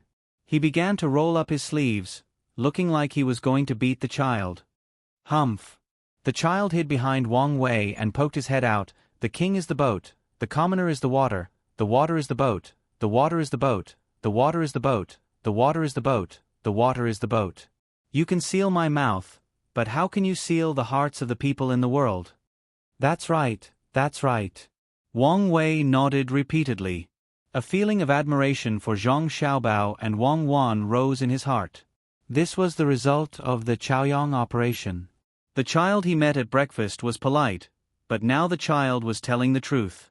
It was all thanks to the Chaoyang operation. When he was a local official, he heard that Zhang Xiaobao and Wang Wan in Baoxin County had started the Chaoyang operation. He thought that the two children were bored and would not do anything. Who knew that in the whole Tang Empire, as long as there were merchants, there would be a school for the Chaoyang operation. Their contributions were boundless. Sir, don't listen to his nonsense. The county magistrate is devoted to the people. However, the rain this year was very heavy, and the county magistrate was powerless. He could not eat and drink every day. The bailiff hurriedly explained to Wang Wei, with a bitter expression on his face. Wang Wei was no longer a greenhorn. How could he not know the truth? The only thing he could do now was to meet with the officials in the Yamen and try to understand the situation as much as possible. He would cooperate with Li Bai to collect information outside and report it to the imperial court when the time came. No wonder His Majesty didn't send anyone to help us. Hongnong County is now under the control of the local officials. Even if 200 or 300 people come with us, it will be useless. How can we arrest them if we can't find any evidence? He thought. If we arrest them by force, we will be besieged by the local officials. Wang Wei thought that he understood the emperor's difficulties and sighed inwardly. He turned around, touched the child's head, and said against his will, "Go. I believe that County Magistrate Yen is worried about your problem and trying to find a solution. You should understand the difficulties of the local officials. The river must be not strong enough. Go back to your family. I think County Magistrate Yen will find a solution soon. Go. How can it not be strong enough? I know. Go. No matter who built it, there will be times when they are careless. Everything will be fine." Wang Wei didn't let the child continue. He picked up a few skewers of barbecued meat and stuffed them into the child's hands. Then he pushed the child's shoulders and let him go. The child's eyes were full of confusion. Seeing this person, who should be an official, push him, he threw the skewers on the ground angrily. "I knew it. None of the officials are good. I knew it. I knew it." Looking at the little figure running into the rain, Wang Wei pursed his lips tightly. "I didn't know that Lord Wang was coming. I was late to welcome you. Please forgive me." At this moment, the door of the yamen creaked open and a thin person came out first. "Don't catch a cold, don't catch a cold. If you are seriously ill, you will get an injection. It hurts. I am drinking medicine now to prevent it." Under the heavy rain, Xiaobei drank a bowl of Isatis indigotica powder and smacked her lips. The others also drank the medicine given by the team doctor. They didn't drink the sweet medicine, so the doctor didn't have time to coax them. Xiaobei casually wiped her mouth with her sleeve and pointed forward. Forward. The team waded in the direction she pointed. After walking forward for about a quarter of an hour, a river appeared. Xiaobei looked at Sister Xiaozhu blankly. Xiaozhu looked around and said, "This is a tributary of the Honglu water. This river is called the Hongyuan River, which is the main river of Hongyuan village. It seems that there must be something wrong with the Honglu water, which caused this place to be flooded." Xiaobei nodded. Since Sister Xiaozhu said that it was the Hongyuan River, it must be right. Sister Xiaozhu was not only good at drawing, but also very good at drawing maps. She had a strong sense of direction. At this time, the person in charge of observing nearby said, "Xiaobei, there is a bridge in front. Unfortunately, it has been submerged by the water, leaving only a bridge deck half hidden under the water. We can cross it. Then let's find a high place to cross it." Xiaobei took the umbrella from the person next to her and held it. Under the protection of the others, she walked toward the bridge. Just as they stopped at a large slope beside the bridge, the water level of the river suddenly rose, and a flood peak came from upstream. If one looked carefully, they could see dead pigs and dogs with their big bellies floating in the water. There were also countless branches and grass. Not good, the bridge is going to be damaged. A big tree is being washed down. When Xiaoyuan looked with her binoculars, she saw a big tree crown floating in the river upstream. Presumably, there were roots hanging down from the tree. It was not completely horizontal and was slanting toward the bridge. Xiaobei and the others were shocked. That tree was as thick as two adults hugging it. For such a thick tree to be washed over by the water, one could imagine the consequences if it hit the bridge. Just like that, the crowd watched as the big tree crashed toward the submerged bridge. Boom, crack. Everyone felt the ground under their feet tremble. When they looked at the bridge again, their eyes were wide open. They saw that the tree that crashed into the bridge was broken at the waist where it came in contact with the bridge. The upper part of the tree, with white stubble, smashed into the bridge. Because of the tree's existence, the water did not directly pass through the bridge. The exposed part of the bridge had a big crack and a few small cracks. As for the smaller cracks, they did not know. But even so, the bridge was not destroyed. Ah, that works. Who built the bridge? It's flooded and hit by a big tree, but it can still hold on?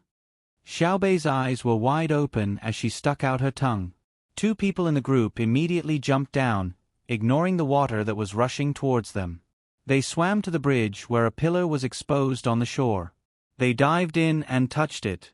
Then they held onto the bridge railing and shouted to Xiaobei, "There are words on it, 18th year of Kaiyuan, Xia, built by the village school, Zhangzheng Construction Group."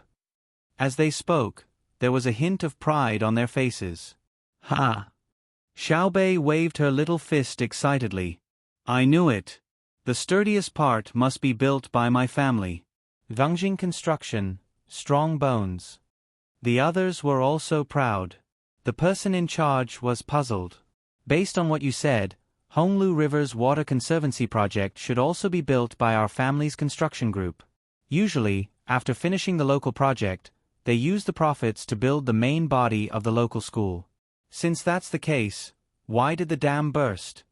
Yes. How can it be broken? Could it be that the construction team cut corners? I'll lend them some guts." Xiaobei was also puzzled. Something must have happened that outsiders do not know about. "Let's wait until the investigation is over." Xiaoyuan chimed in. The group of people waited for half an hour on the slope. After the flood had passed, they continued to move forward.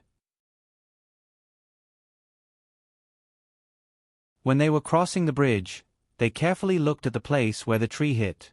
There were 2 steel bars that were directly broken, and a few that were bent. The net made of iron wires that were as thick as a pinky finger was also broken. Inside the net, there were cobblestones and small pieces of cement scattered everywhere. The main body of the bridge had a big crack. The crack extended all the way to the middle of the bridge, but even so, the bridge was still horizontal on the river and did not collapse. You're tuning in to the Narrate and Escape YouTube channel. Don't forget to subscribe and join us on this journey to catch the most captivating stories.